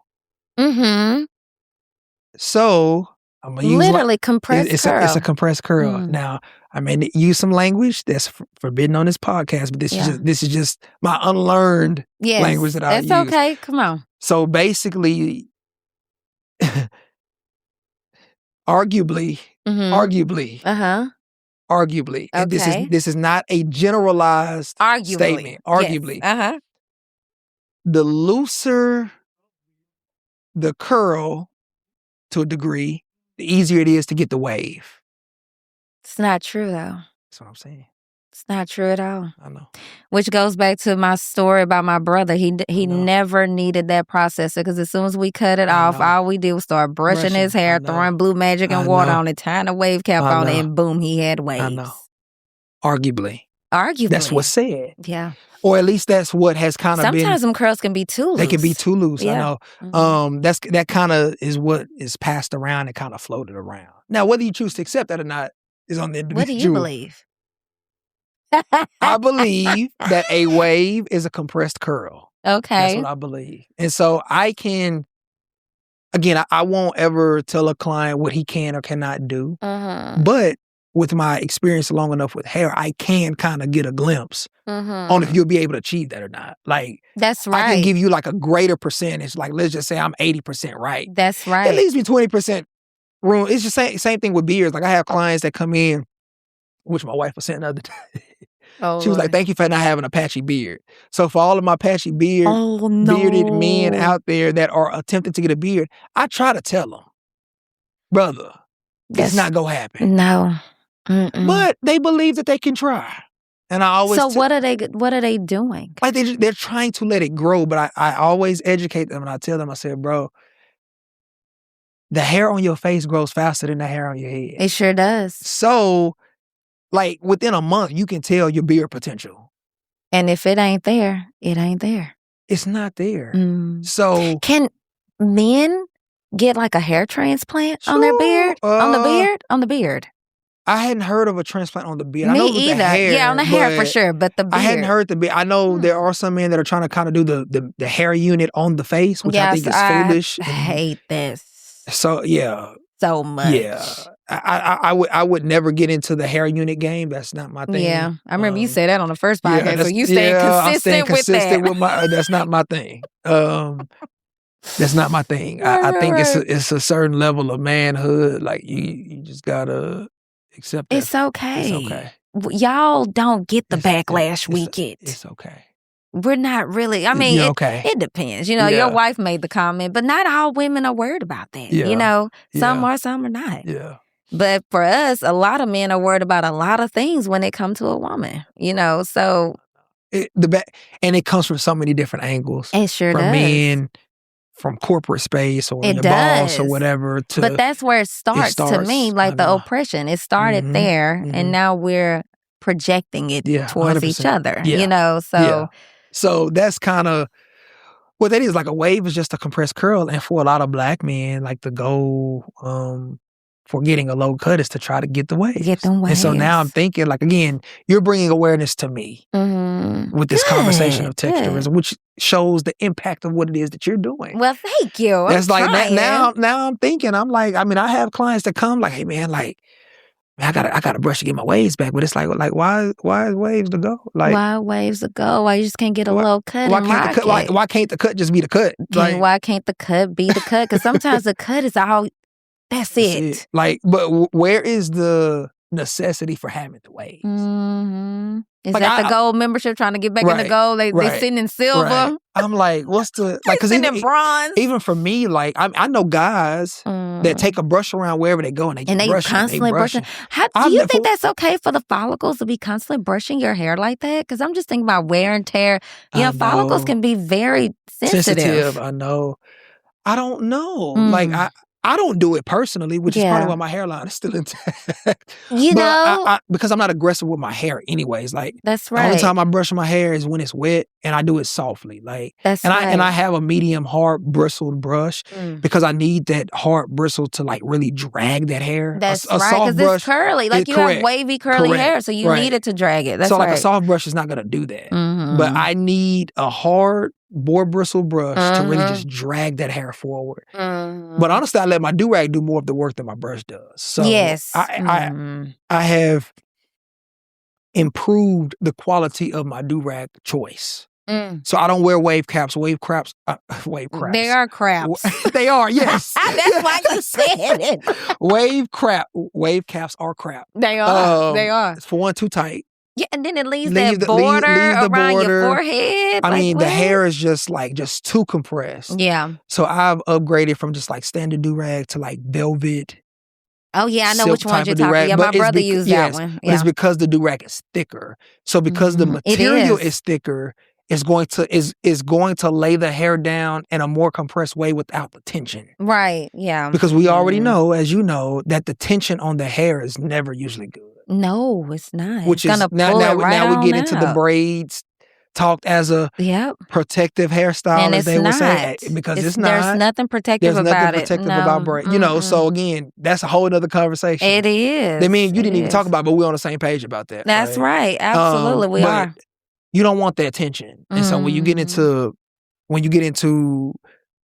just standard regular made $3 do-rags that you can get at Walmart or Sally's, like, you're going to get a very low quality material do-rag that's not gonna do what you think it did. That's right. But when you upgrade, and maybe some of the do-rags might cost $20, okay, that's fine. But it is a higher quality do-rag to where it's gonna compress the hair, but in a way that's not putting stress on the hair. That's right. And that's what you're paying for. You're paying for the difference in material. That's right. To take care of your hair. To take care of the hair. That's For right. longevity. And that's what I tell clients all the time. Like, think about the longevity of the hair. You want to think about, like, the process that you're doing to make your hair withstand for a long period of time. That's right. Yeah. If you put a lot of stress and pressure, even with products that should not be in your hair, you are shortening the lifespan and the growth of your hair. You sure are.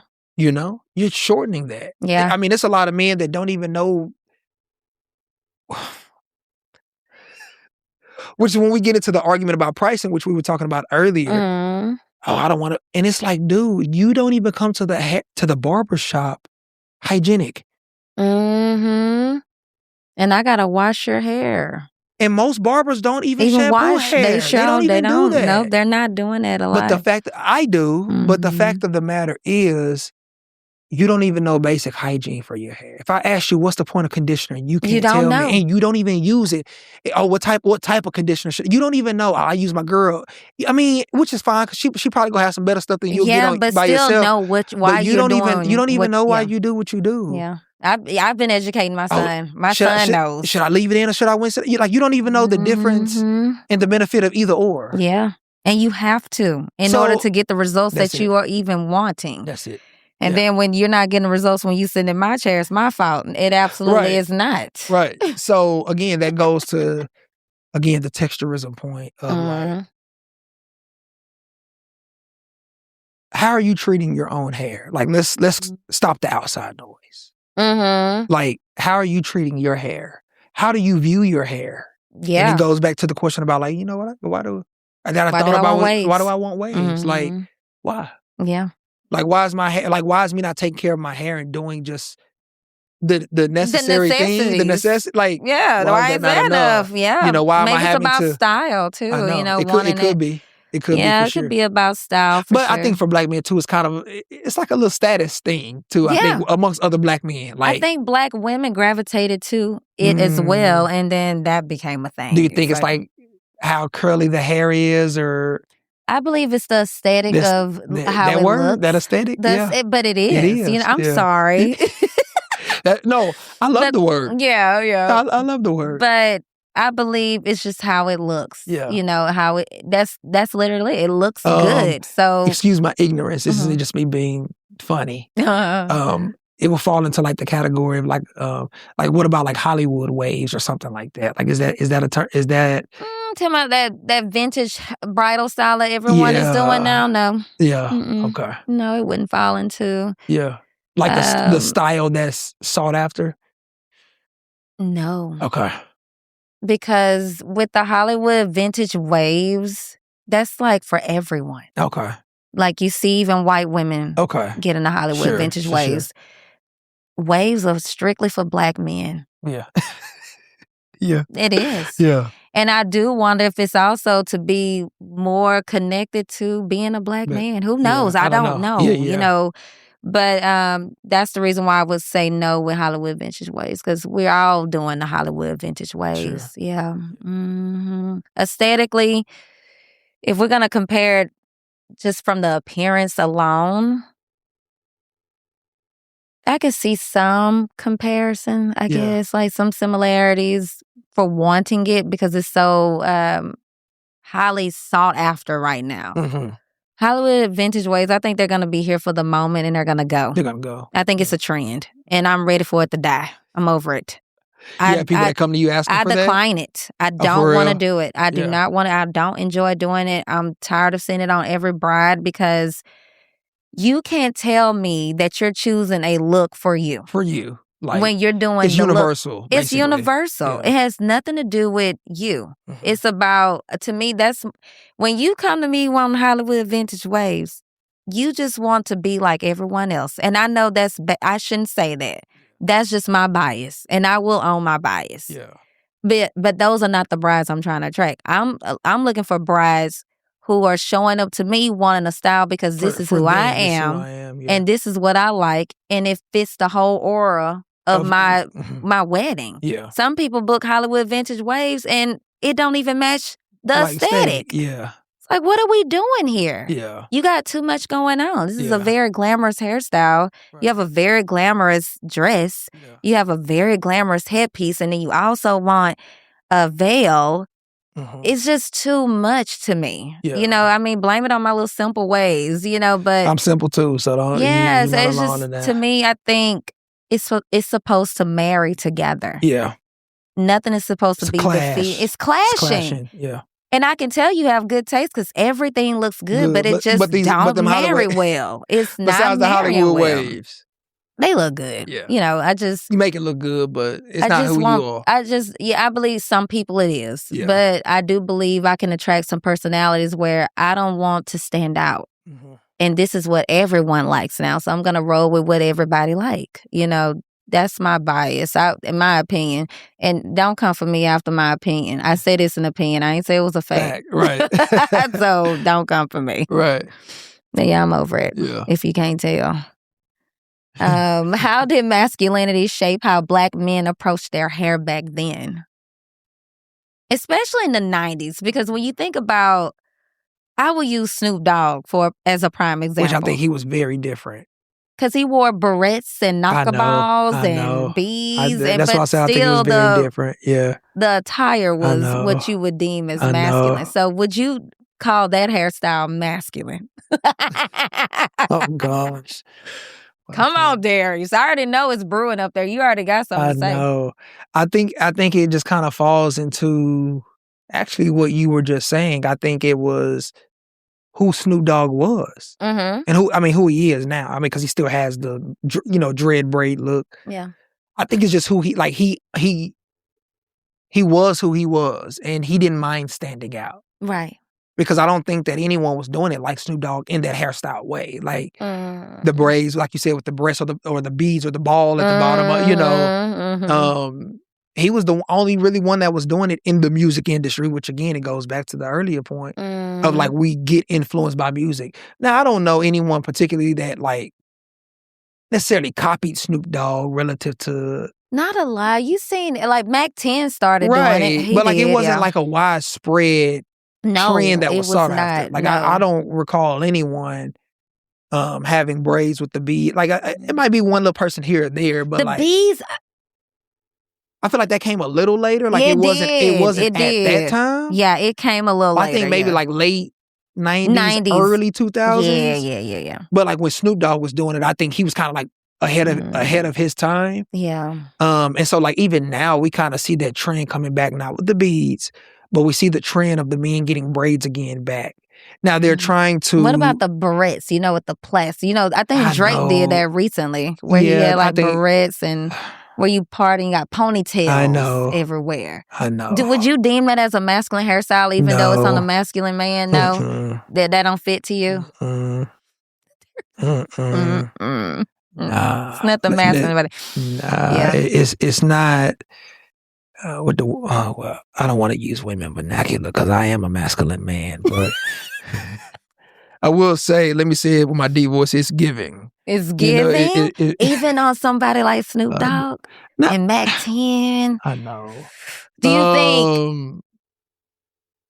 Now, I think it's different for Drake because he's light skinned. Like, I know that's not popular. I know it's not popular, but so on Snoop Dogg, it's more masculine than on Drake. I would say so. Is it because of the color I think of the it's the skin. I think it's the skin tone. What about the mannerism? Snoop Dogg is kind of like hard. Like and I don't label Drake as he's hard. Not, He's I not think, hard at all. I know, but I think even societally, again, this is in parallelism with texturism. Like we grouped colorism. We did. Like it's the same. It's the same thing. Boat. Like it is. So when you look at light skinned men, you think pretty boy. You know, soft and somebody that's gonna be good to a woman, potentially, or player. You know what I'm saying? It can go either way. I think it could go either way. But then when you see like the darker skinned men, like they have a darker skin tone or whatever it is, like they have a certain thing about them. You know? Yeah, this all kind of biases. It's all biases. With the hair, the color, all of that stuff. And so I think, you know, like with somebody like Drake, like it looks sweet, like. That's just how it looks, and it's like, oh, he's for instance, it just looks sweet. But like, you can look at a light skinned dude and be like, oh, he a mama's boy. Drake looked like a mama's boy. Okay. Snoop don't look like a mama's boy. Absolutely not. But you'd be surprised. I know. Yeah, you'd be surprised. But from the looks, but we're just talking about like how it's perceived. How it's perceived. You know, because that's all cosmetics is. Like it's about Now, there's a law of power. Like when we talk about power and our place in the world, everything is judged by its appearance. Yes, for sure. You can sit there and be like, oh, I'm not judging. You're lying. You're lying. You're lying. You're absolutely lying. Yes. You judge every single thing. Yeah. What type of car somebody drive, how they shoes look. Man, I had a client judge me once. I had some the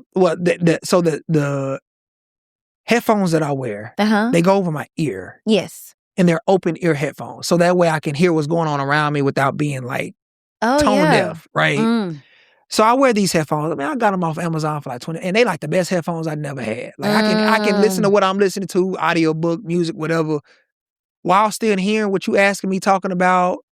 I can do everything that you can do on AirPods. Wow. Okay. He judged me by my headphones. What's like? Up I think he was like, oh, like, you know, like what type of headphones are up? But he was asking like in a way like why you ain't got, like, basically, oh, like you don't like AirPods was basically what he asked me, and I'm like, no, bro, like them things hurt after sitting in your ear for so long. Which is why I got open ear headphones, because I can have them in my ear all day. I don't understand why I have to have a certain AirPod. But that's what I'm saying. But yeah, like something's all the way down to a friggin' earpiece. To earpiece.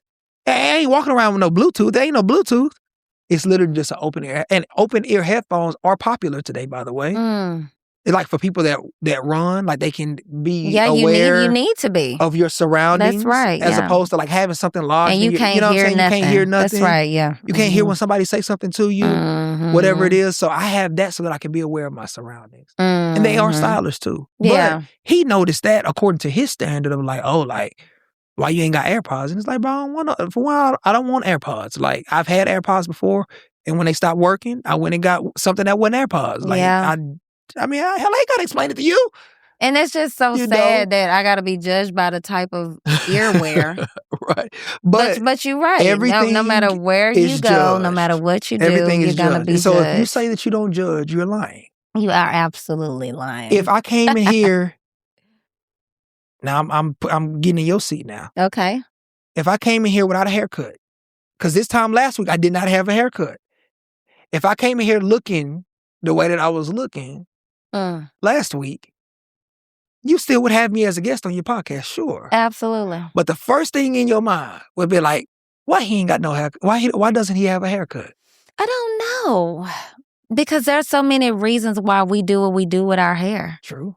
Well, you're open-minded. Let me say the average person. The average person, for sure, that's not in the beauty and grooming industry. And that does not have the awareness that you have. Yeah, for sure. That would have the open-mindedness they to say like, oh, well, maybe he's doing something different. That's open-mindedness. Maybe he's growing his hair out. Maybe he's happy as nappy. You know, like, if you don't have that and you are conformed to grooming standards today, Society's grooming standards for a black man. For a black man, you say, right. why doesn't he have a haircut? Yeah. It depends on also the era you grew up in, too, because if you grew up in that 60s and 70s, they definitely concerned about you not having your hair groomed properly and stuff. Yeah.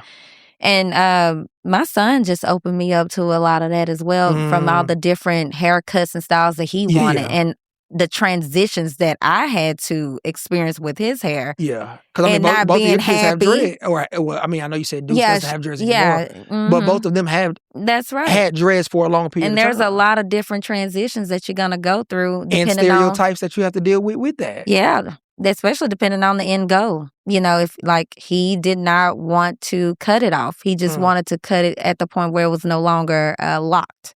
Oh, okay. So he still wanted a fro. Yeah. But there was still a very deep line of demarcation from where the fade was to where the lock started. Yeah. So he had to look a little weird until that, till it all grew together. Yeah.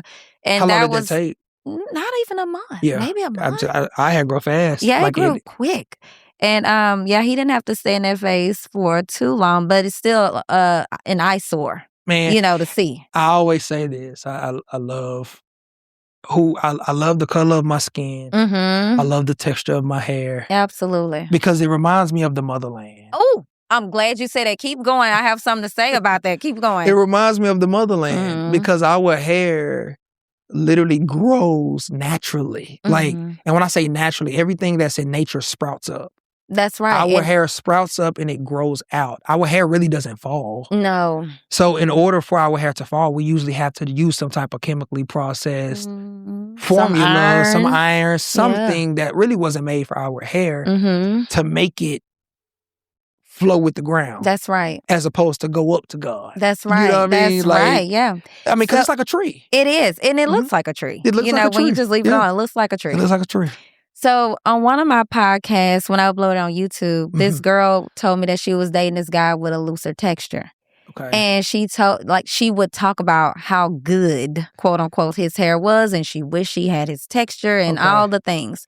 And he told her, well, I love your hair because your hair is closer to the motherland. It was like, this hair is taking me away from the motherland. Oh, wow. I was like, that is the most beautiful thing. Sure. A man could reassure a woman about when she is struggling with texturism. I know.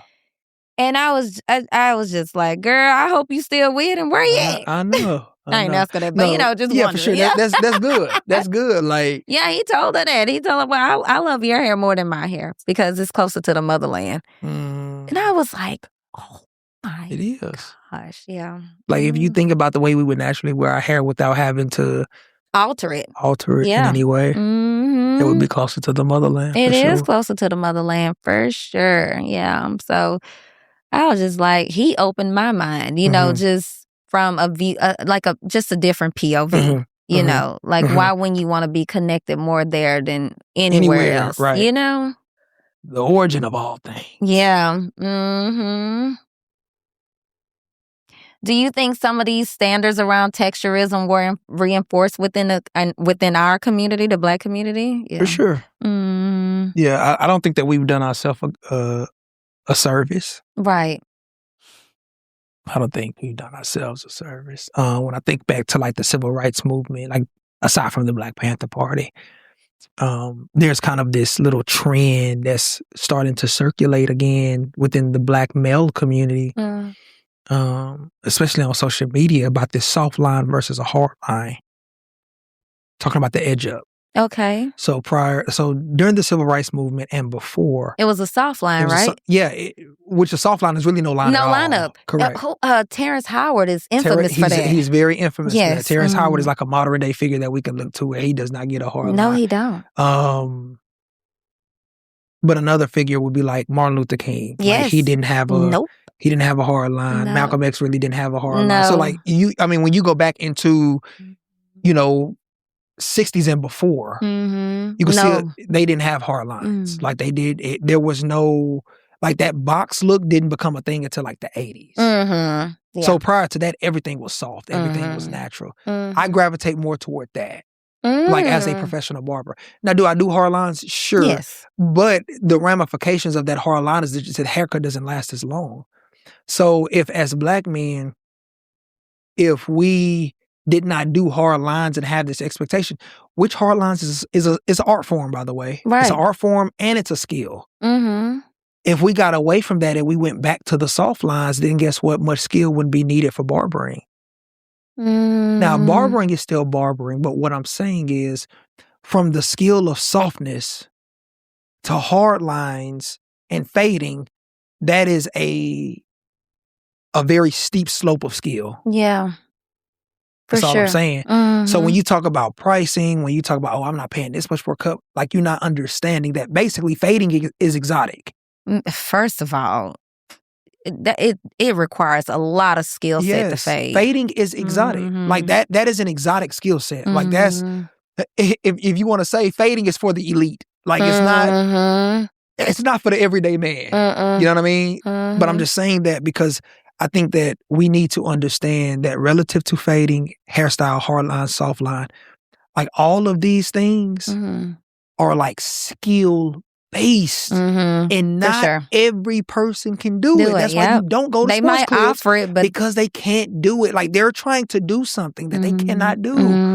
That's the fading. That's the line. They cannot do your it. Boy don't go there. That's why he don't go there. You know what I mean? Get out of here. So again, like when we talk about that, it's a matter of the evolving skill of barbering. It does, yeah, for sure. Yeah, I didn't even think about that. I've never thought about that at all. And if I'm not thinking about it, consumers are not thinking about it, which is why they don't understand why pricing is the way that it is. They don't. Yeah. Like, and I always say, like, even with pricing, like if pricing is such a thing for you, go to sports clips. You can. And some people will say that's a weak argument. Okay, I'll take that, but let me take it a step further because I'm never going to be outdone. So come on. You know what I mean? Yes, come on. But if money is the object, if that's the objection, how much something costs, then why are you concerned about the outcome? Like we're not even like, we can say sports clip, but like, why are you concerned about the outcome? That's right. Because your sole focus is how much money you're going to spend. And if that's the focus, then go to sports clips. Go to sports clips. That's like, right. Why, why is looking in the mirror such a big thing? That's right. Why can't you just get it done? Oh, I don't care how I look and you just go on about your business. Like, why is that not the thing? You know? But the moment that you start getting into preference, then guess what? You start getting into pricing. That's right. Because you can't have preference. Custom. Right. Like you can't have preference without price. Nowhere. Not just in the industry. Not just in the barbering industry. Anything. Yeah, if you have a preference for where you want to live, prices go determine a factor. Oh, okay. If you say, you know what, I can only afford $800 rent, then pricing gonna determine that factor. Then price gonna determine that factor. Crime. You like all of these other things are going to determine based on your price point. That's right. But if you say, you know what, I want X amount of dollars, I want to live, as my daddy would say, in the high rent district. That's right. You gonna pay. You gonna pay. Crime gonna be low. You gonna have accessible grocery stores, Whole Foods. You know, you gonna have electric cars and vehicles. You ain't gonna have broke down cars all in the driveway in the parking lot. That's right. You ain't gonna have no shoes over who drunk the Kool-Aid. That's right. That's right. You know what I'm saying? You're gonna have folks walking their dogs, smelling grass and touching grass. Yes. Walking and jogging without fear for life. You know, like, but I'm just saying, like, so when price becomes a factor, then guess what? That's getting into preference. It is. That's just I love the analogy. Yeah. And it needed to be broken down like that because I've never used that as a justification to why prices are the way that they are in our industry. But that one right there, like if you don't understand that, then you're not gonna get it. Yeah. Like or you don't want to get it. That's right. You don't want to get it. You don't want to get it. That's right. And I think too, relative to pricing, people that have money don't complain about pricing. That's right. And this now, this is not about pocket watching or saying what someone makes or doesn't make, but this is the place and the position that I've taken relative to our industry and as I would consider the pricing war. I'm with you if you cannot afford it. Right. I'm with you. Yes. As a matter of fact, I'm in arms with you because you should be able to afford it. You should be able to, but guess what? It's not your fault. That's right. Because there are bigger things at play as to why you can't afford it. Yeah. You know what I'm saying? So I'm with you. I'm not your enemy. Not at all. I'm with you. I'm in arms because you deserve more. I have a You deserve cousin. more. I have a cousin. He say, I don't question no one's pricing when I'm interested in doing business with them. He No said the way. first thing I say is I gotta make some more money. Right. And 100%. 100%. 100%. And I'm the same way. If I can't afford something, I'd be like, how can I afford it? Yeah. What can I do to earn additional income? Mm-hmm. Or what do I have? Some subscriptions or whatever the case may be that I can get rid of. But I'm Which, not that stuff is not necessary. No, but I'm how not going you to look question is your necessary price. to you. That's right. I'm not going to question your price because if I'm interested, I already know it's coming with a good penny anyway. Sure. Because I know how I am. Right. You know, so if I'm interested in your work, I already know I'm about to pay. Now, am I saying everything should be expensive? No. No, I'm not saying that either. But sometimes your taste is just naturally expensive. It is. You know, it is. Like, and the intangibles that you pay for. Mm-hmm. Like you want everything your way at your price, and this is not a Build-A-Bear. Like, you know, where you pay $20 for the bear and you get to stuff it with whatever you want. Like, it's not that. But I know we kind of got off topic. Yeah. Well, I mean, I think it's still necessary. Need to be talked about. So, you know, it's still good information. We're not babbling. Yeah. It's still good information at the end of the day. And it need to be said. And I can't tell you how many hairstylists come on this podcast and pricing gonna always come up because it's just an everyday thing that we deal with. Mm-hmm. You know, someone always want to bargain, negotiate, you know, and why is it like this? And it's just an exhausting conversation at this point with them. Mm-hmm. You know, it's 2026. Yeah. And you really want to pay $20 for a haircut. That's not gonna happen. I mean, sports clips. So but I mean, they'll also argue and say, "Oh, well, you need to cut more clients." Well, that sounds pretty selfish. Like, why do you want that for me? I need to go home. You feel what I'm saying? You have a wife and a kid, and a kid and one on the way.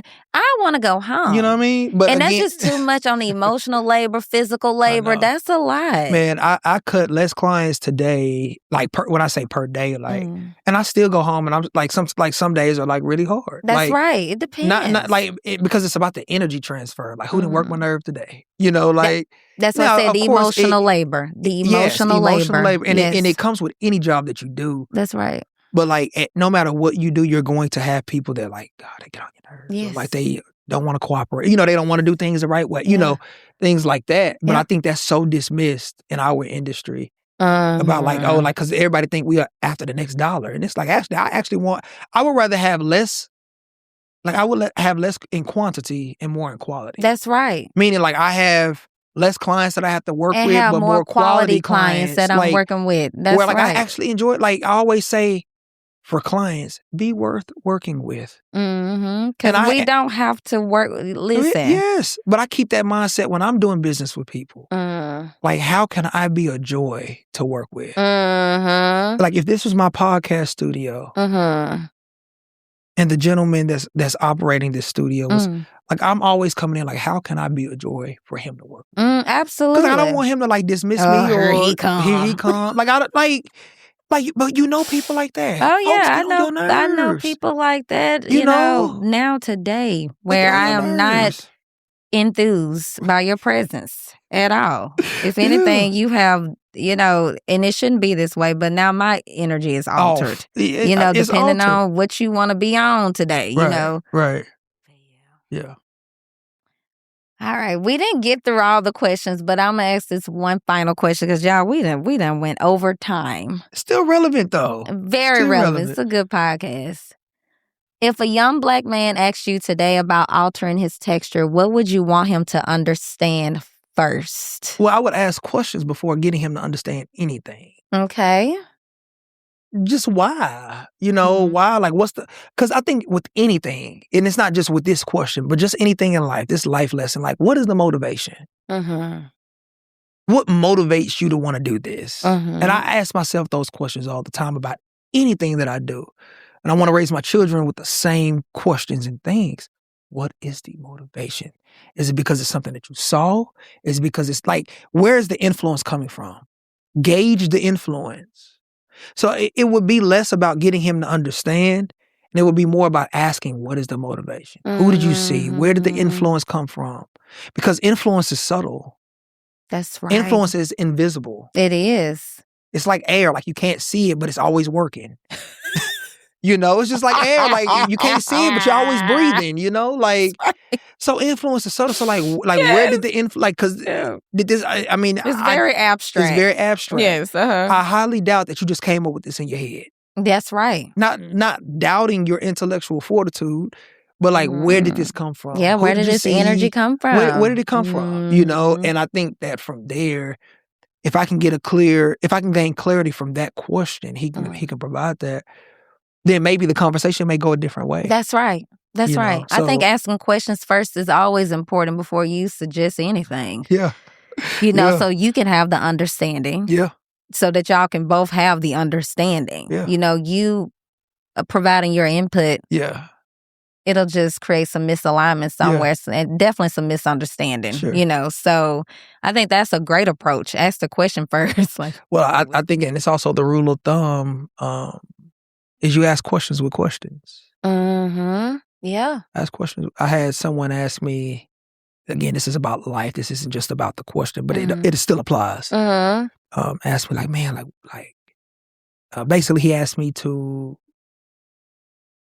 tell him his blind spots and to like kind of tell, like just kind of self-assessment. Like, hey man, like, can you be honest with me about my blind spots, about where I may be? And so I understand how human nature works. And so I asked him a question with a question. Like I didn't answer his question because I didn't have enough information. That's right. To answer his question. That's right. Yeah. So instead of me just, even though I knew his blind spots and I had an internal perspective. But you need clarity. I need clarity as to like, you know, the prompting of the asking. You know, so I answered his question with a question like, what are your blind spots? Like, what do you see your blind spots are? And if you say something that I agree with, then I'll confirm that for you. And if it's not, then not, because I don't want to make an enemy out of you. That's right. You know what I'm saying? You ask me about blind spots and I say something offensive and now we ain't cool no more. We ain't cool no more, you know? So it's just really about asking questions with questions. The human nature rule of asking questions with questions. So that's what I would do to that young man. That's right. Or what I would ask him, you know, where's this motivation coming from? Like, you know, why do you want to alter your hair? Yeah. Like, did you see something on a music video, YouTube, somebody at school? Like, you know, where is this coming from? Which is why, like, again, life rule of thumb. But like even my philosophy regarding my family is to keep my family very tight with my children for the first couple of years to limit the influence. Now the influence is always going to be because they're going to at least a few, not even a couple. You know, like you can extend it to like they're like 9 or 10. You know, like, keep it close. Like these are the people that you know, and some people will object. How like they're going to be antisocial? No, they won't. No, they won't. No. We're just creating boundaries. You know what I mean? That's right. And you need that heavily, the whatever values I have to give you in life, I need them in you before you go out into the world. I'm talking about, like branded. I'm telling you. And before you go out here, that's right. Before you get out here into this world, and you're so easily they don't even know. Because you didn't have those boundaries. I know. You know, and some of those boundaries come with hair as well. They sure do. They come with hair as well. Like, this is who you are. This is your hair. This is how it is. This is how you care for it. You know, like that's the thing. It is. You know what I mean? If you can't care for it in this way, then do something else. Yeah, you know for sure. Yeah, because your hair needs TLC. It sure does. Give it tender love and care. That's you know, right. Like that's just what it is. So that's what I would ask. I think that's great. I really do. Asking questions before assumption, and then you make a side of you and them. You know what I mean? Facts. Okay, so we have come to our time, and unfortunately, Darius and us, we have to wrap it up. We always have a good time. Nah, for real. And Bryce is amazing. He's so patient with me. I love him to death. He just be putting up with my shenanigans. I just love him so much. But not because he put up with my shenanigans. He's a great person, a great podcast engineer. Yeah. So just shout out your socials again and let people know where they can find you. Yeah, so I'm on Instagram and TikTok under Premium Fade League. Okay. That's it. PREMIUM Fade League. League. Like, you gotta put that at the end because people be like, league, you know, Premium Fade League. That's LEAGUE. Like the National Football League, you know. League. They know what you're talking about now. League. Premium fade league. So well, thank you premium so much. And not premier. Premium. That's important. It is. We should be saying premier. And no S on the fades. Right. Premium fade league. Shoot. Man, you gotta be specific. Yeah, maybe a little word salad, but it's all good. It's all good. The PFL, baby, PFL. Well, I think that remind me of NFL. Yeah. Premium Fade League, National Football League. Yeah. Now y'all shouldn't mess that up. Yeah. At all. It goes back to you telling me that you used to play football too. I did. Gotcha. Okay. Yeah. Well, thank you so much for your time. I really appreciate, you carving out the time to join us on the podcast once again. I know you're busy with business, family, growing family. Yeah. So for you to stop by, I'm grateful to have this conversation with you. Thank you for having me. And like I say, for having this wonderful platform to talk about comfortable things and some uncomfortable things. That's right. That can raise awareness like it did for me today. So thank you for your platform. Yeah, I mean, it did, but I think you're already there. It's just unlearning and relearning. Right. That's you caught yourself quick. I didn't even have to say nothing. Yeah. You was like, wait a minute. Right. But again, that's the awareness. Yeah. And that came from today. Oh. Thank you. That's how big of a blessing it is for me. Okay. Yeah. Well, I appreciate that. For sure. Conversations like this matter because they remind us that hair has never just been hair. It's been history, pressure, expression, and sometimes protection. When we look back at the choices Black men made in the 90s and the choices Black women have been navigating for generations, it becomes clear that texturism didn't create different wounds, it just dressed them differently. Healing doesn't come from pretending those moments didn't happen. It comes from understanding them, naming them, and giving ourselves permission to release what we were taught about worth and texture. Thank you, Darius, for holding space for this conversation, and thank you for listening with openness. If this episode resonated with you, share it, sit with it, and keep the conversation going.